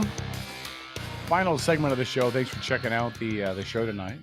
Everybody else is gone. Nobody wanted to be in studio with me besides Tom. So thank you, Tom, for loving me in spite of everybody else. It's very nice of you. Well, you're not in studio. You're painting, Lori. So thank you for being here in the other room. Aw. She just gave me the finger. Well, she is sprucing the place up. So really quickly, there's another issue with voting machines in Maricopa County and a couple other spots in Arizona. So here's what we know. We know that about 20% of ballots were being rejected at the ballot machine. Rejected. One in every 4, 1 in every 5. So the way it works with their ballots down there is that you go into a place, you do your ballot, and then you insert it into this machine that takes it in and tabulates it. Okay. But one of every 4 or 5 of them, it wouldn't take. It would spit it back out. Huh. Now there's a process for that. There's a place you can put it. You can go to another place and cast another ballot somewhere else. There's ways to get around it. But here's the problem, right? Every single year, Arizona has an issue with their voting. Every single year. Yep. And whoever can't figure it out just needs to be fired. I mean, I'd have a hard time not firing them the first time it happened. It's happened repeatedly. I'm assuming they have a state auditor or a secretary of state or something that should be overseeing that. Should be. But somebody needs to be fired. Is there something in the state constitution that is tying someone's hands about fixing the problem? I have no idea. I think we need to go back to how we used to do voting in person, in a library, at the school or the gymnasium, or wherever you go. Yeah. And you use a little ballot punch thing and you vote in person. You show your ID. Low Now, tech. I know that people are going to say, you can't make them show ID. That's racist. No, it's not. No. It's not. Just show that you're voting in the district you're supposed to be voting in. I think, but I also think that if you're going to tie it to ID, then you need to make state IDs free. I love that idea. If you have to show an ID to vote, then your ID should be free. Yeah. Not your driver's license, not your ID. learner's permit. Right. Whatever. Just a state state ID. Because you have to have state ID for everything now. Right. You can be stopped by police if they think you might resemble somebody who committed a crime. And they can stop you and ask you to show ID if they have reasonable cause. If you're expected to present an ID, then it should be free to get your ID. And you can be ticketed for not having any ID on you. Yep. Which is ridiculous. Technically, in this state, it is against the law. To not have ID? Yep. Which is dumb. Yeah. If you're going to require people to have it, it should be free. Yes. Give those monkeys at the DMV something to do. Yeah, because they have nothing else to do but make your life miserable.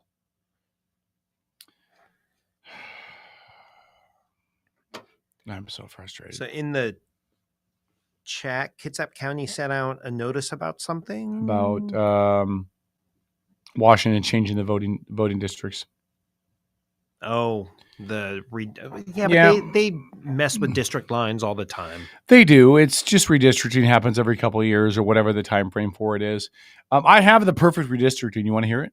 Go. Okay, here's what we do. We give Bainbridge back to King County. Great idea. Okay. King County gives a piece of land in South King County to Pierce County.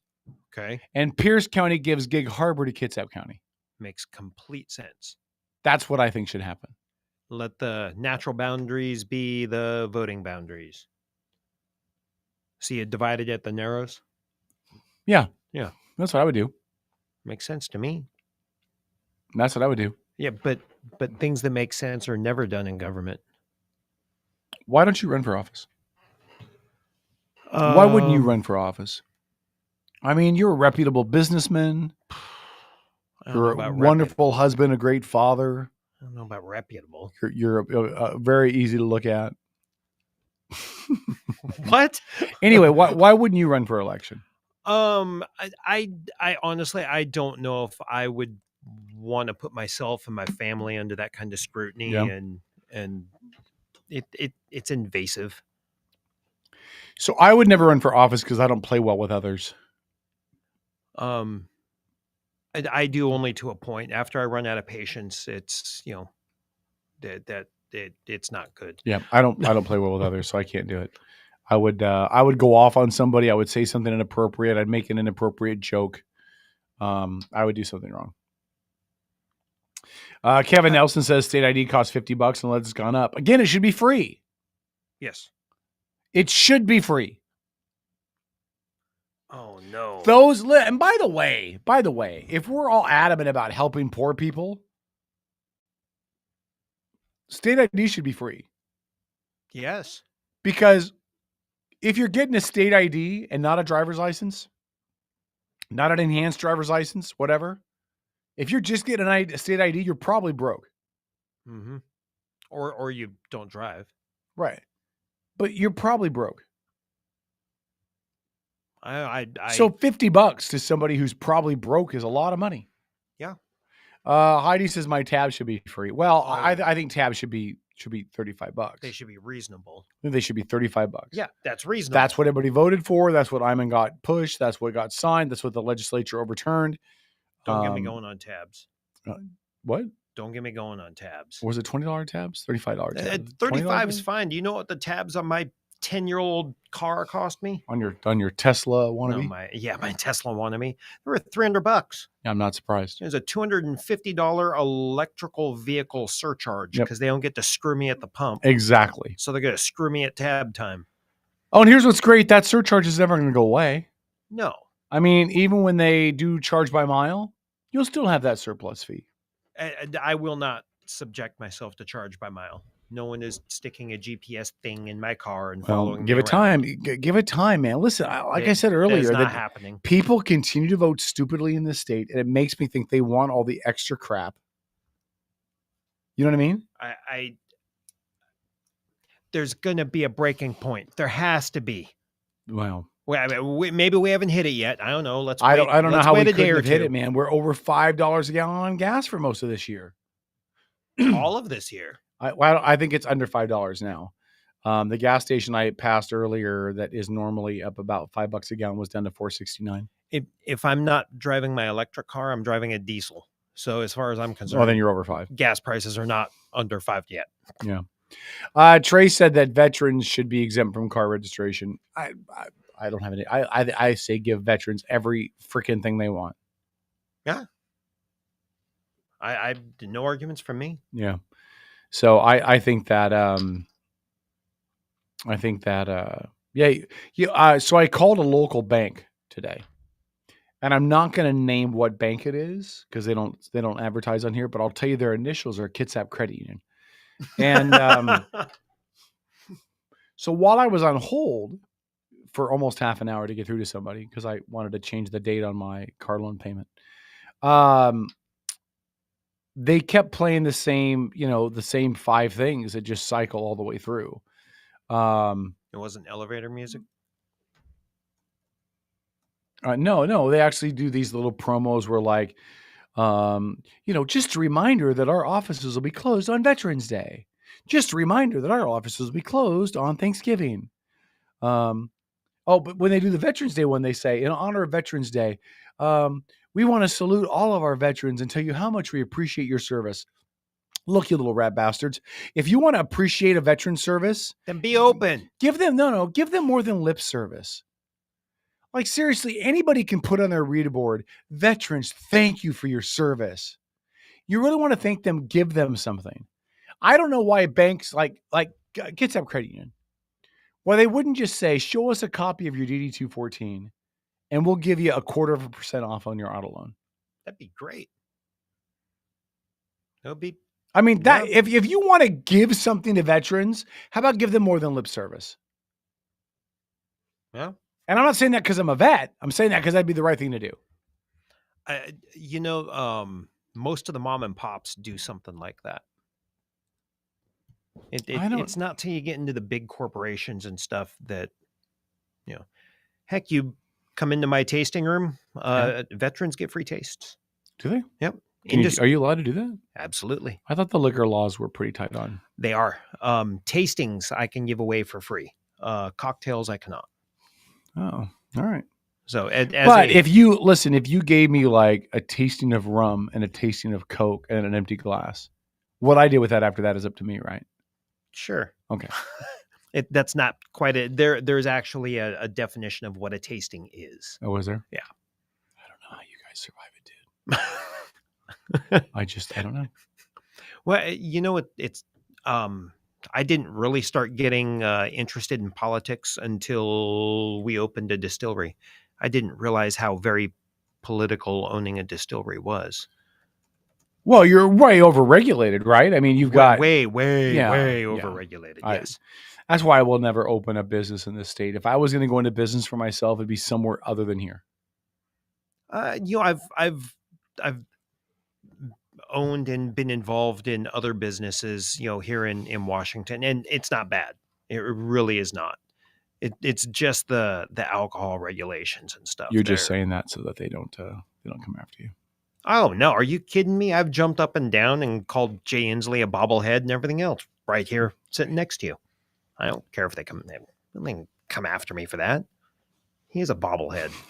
Look at the picture of Dennis with his awesome, Rasta hat on. Oh, that's such a cool picture. If you guys have Dennis on your Facebook page, go check out Dennis's Facebook page.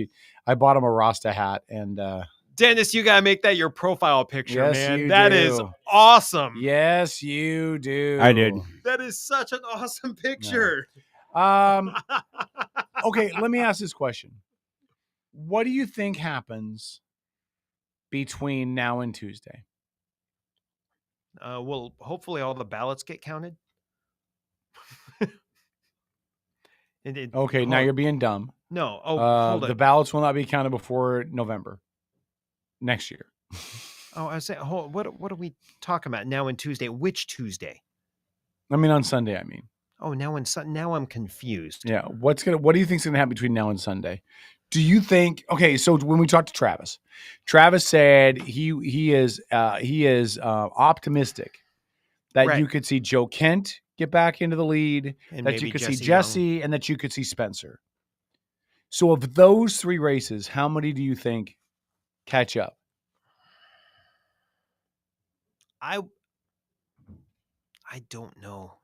I mean, I would if I knew like what percentage of the votes were counted, I would probably feel more confident in giving a guess.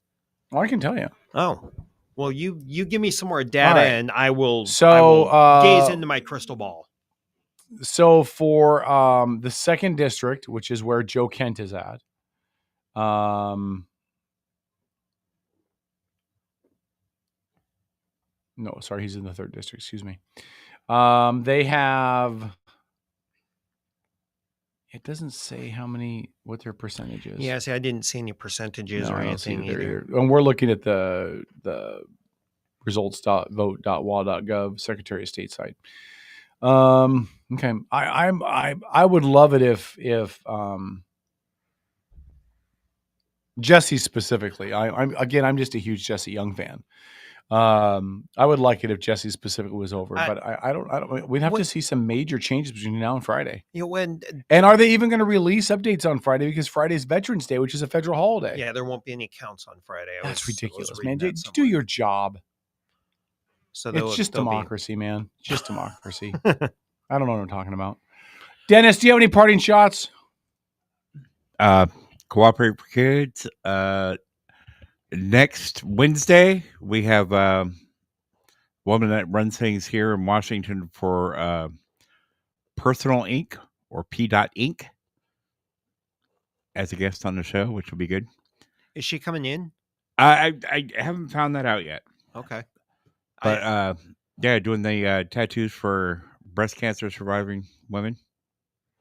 So that's right. Pretty So excited for that. That's next Friday? Wednesday. And then Friday night, North Kids have Vikings taking on the Fife Trojans from Paulsville, live on KITZ. What time? 7 p.m.? 7 p.m. Who's doing the play-by-play for that? Probably Pat Duncan and Dan Snelson. But possible K-Mac join them. We'll have 3.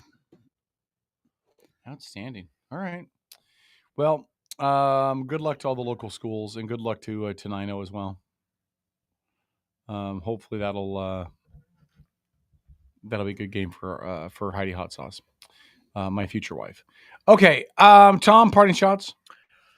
Let's see here. This coming weekend, Saturday and Sunday, there's going to be the annual Holidays Craft Bazaar in the Town Square Mall. Oh, perfect. Okay. Yeah. So come start your Christmas shopping if you wish. It is the holiday season. I've been jumping up and down on this bandwagon. If you drink for the holidays, do so responsibly. Get a driver, get an Uber, get a Lyft, get a cab. Make smart decisions. Sounds good. All right. My parting shot. Oh, hold on. Lori, do you have any parting shots? I just want to say how nice it is to have Kevin back. He's amazing. Thank you, Lori. I appreciate that. All right. I missed you so much. That was almost the same pitch and Paul Madden just sent us his parting shots. And I'm just going to read this verbatim. This is what Paul said, quote, "I'm so happy that Patty Murray won her seat. I voted for her 9 times." Thank you, Paul. All right. For those of you on AM, have a good night. We're going to wrap this show up. For those of you on Facebook, I got to cut a commercial before we leave so you can hang out and listen to that. I'm going to just wear beachwear to the show from now on. So I'm glad to be home. Outlaw Radio. AM, good night. We'll see you Sunday, 8 p.m. with the one and only, who, Tom? Brandy Cruz. Brandy Cruz. Facebook, we'll be right back.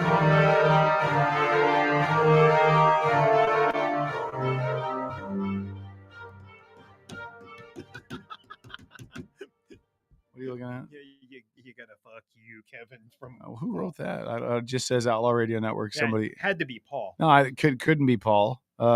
He's not logged into. No, we haven't heard from Paul. Paul said he was going to call, didn't call, so that couldn't be Paul. If Paul was in the chat, he'd have called like he said he was going to. And listen, I appreciate the fact that he's been honest and open about his support for Patty Murray, that he voted for her, that he supported her, that he handed out flyers for her, that sometimes he touches himself when he looks at her. Oh no! That you're about to cut, Yeah. runs until mid-January. What?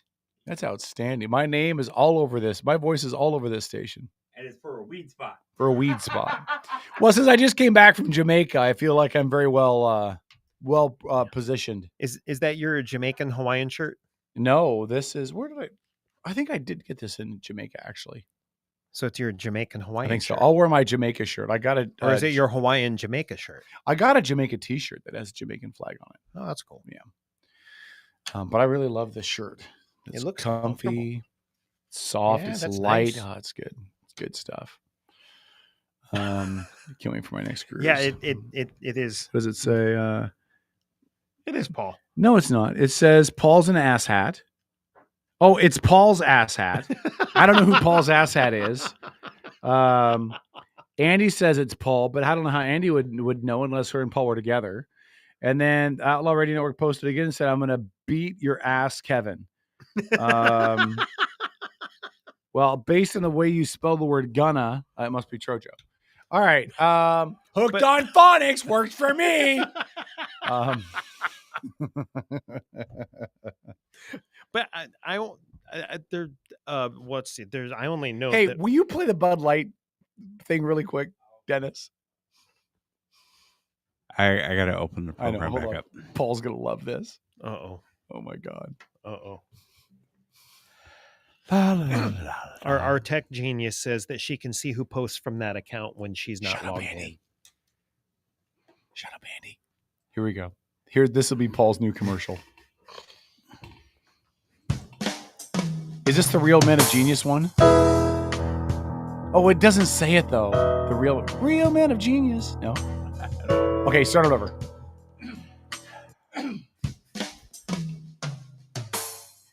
Here's to you, Paul Madden. Real Man of Genius. All this time saying you were a conservative while secretly touching yourself while looking at pictures of Patty Murray. Touching yourself. We know you can't keep it under control when you see those boyish haircuts. I have control issues. So here's to you, Paul Madden. Make sure you drink a whole bunch of Bud Light. Because when you wake up with that life-size photo of Patty Murray next to you, you're going to need to be as drunk as fuck. Anyway. That's awful. Play it one more time. Play it one more time. Here's to you, all you Michelle Caldeer voters. Michelle Caldeer voters. I just have one question for you. What the fuck were you thinking? We were on drugs. She hasn't passed a bill in years. Or a urine test.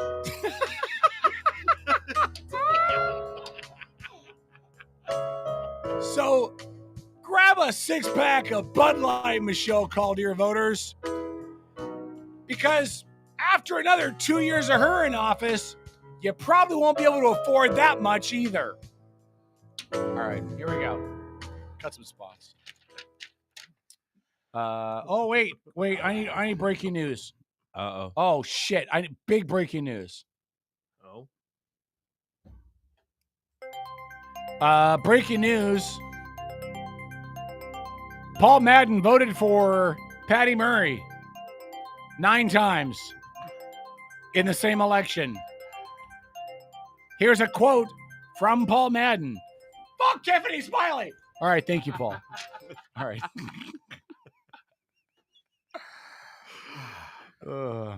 Hold on, Paul, do you have a comment? All right, didn't think so. All right.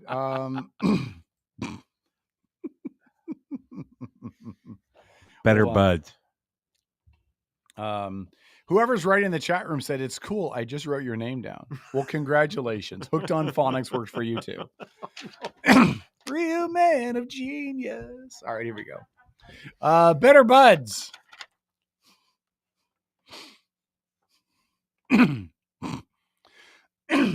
In 3.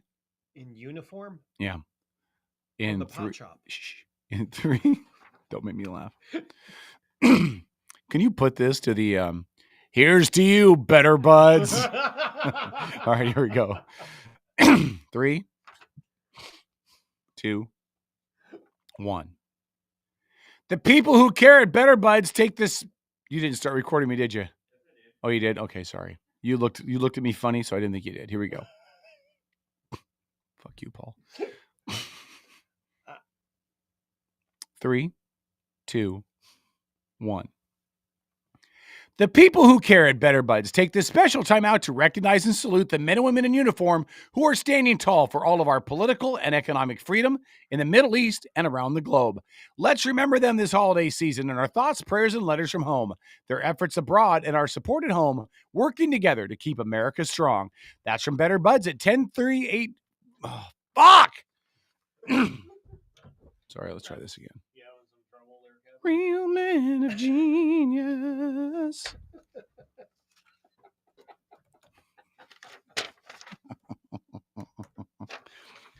Mr. Patty Murray voter, dude. All right.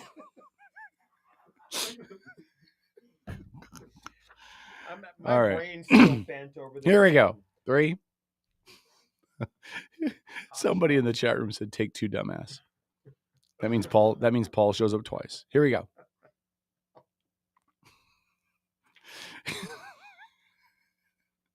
Three. This will be the worst commercial because my voice is going out. Do you want me to do it? No, I want to do it. It's a marijuana commercial. I just came back from Jamaica. I'm overly qualified. 3, 2, 1. The people who care at Better Buds take this special time out to recognize and salute the men and women in uniform who are standing tall for our political and economic freedom in the Middle East and around the globe. Let's remember them this holiday season in our thoughts, prayers, and letters from home. Their efforts abroad and our support at home, working together to keep America strong. That's from Better Buds at 10384 Silverdale, Northwest in Silverdale. They're always working to keep our community moving in a positive direction. So it should say Silverdale Way Northwest. Do we want to fix that or leave it the way they wrote it? I think we should probably fix that. I think we should. So, whoever's commenting in the Black Ring Spirits, we don't say the F word on AM radio, only on Facebook. That's why we're saying it now. We didn't say it earlier. And that's why, Heather, when we tell you not to swear, it's because we're on AM radio. And the FCC is waiting for you to fuck up so they can fine you. All right, here we go. How many people are watching this train wreck? 12. 12. Well, I don't know. By your counter. 15. Dennis, play that bump one more time. Bring it back up. Turn it one more time. I have to fire up the whole computer. Somebody's killing my dad here. I know. Okay, well, you got probably enough time to Okay, you ready? Cut that. So I just got another breaking news thing. Hold on. Here we go. In 3, 2, 1.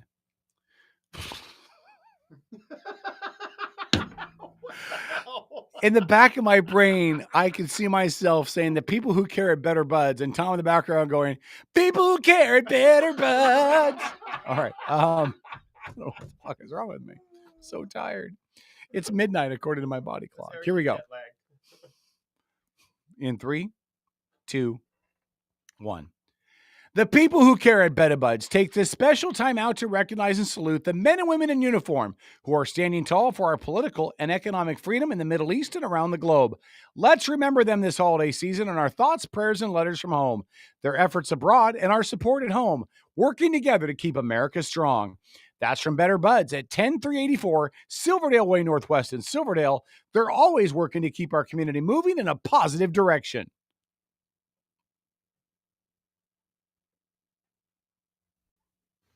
28. All right, perfect. You had that bump ready for me? All right. All right, here we go. Last one, then we're done. Well, what? You can turn your mic on now. Oh. Go ahead. Am I dead? Oh. No. Yeah, you didn't sound so blown raspy? out. Yeah, you didn't sound so blown out either. Blown out. All right.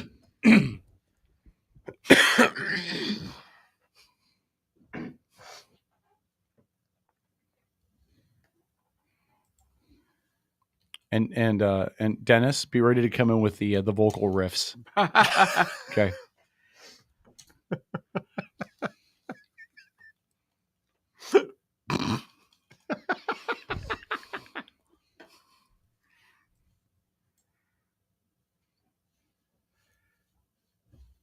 Here we go. Here we go.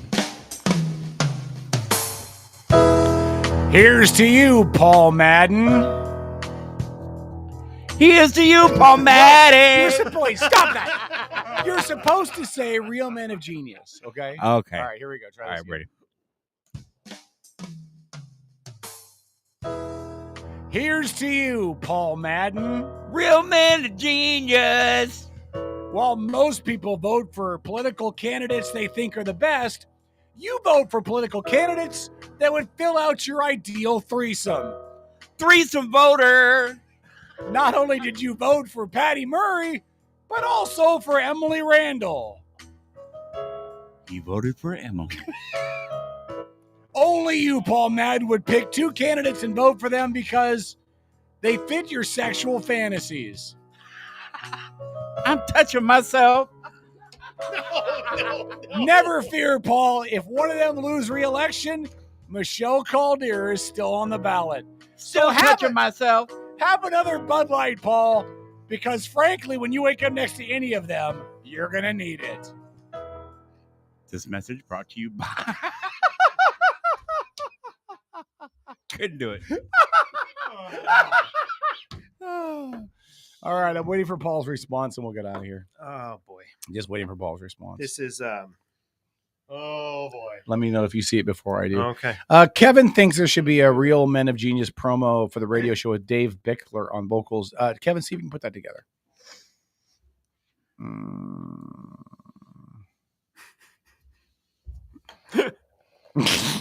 just waiting for Paul's comeback when we get off the show. I bet Paul's gone to bed. No, he just said a minute ago, don't pull a Woody and blow it. How many people? No, he's still here. My counter is down to 10. All right. Isaac, do you have anything you want to say before we go? Not really. No? Good to see you, buddy. Good to see you too, Of all the Kevin. people on the show, I missed you the most. Oh, thank you, because Kevin. you're always nice to me. Same to you. Thank you. I'm glad you're back. You missed me the most too?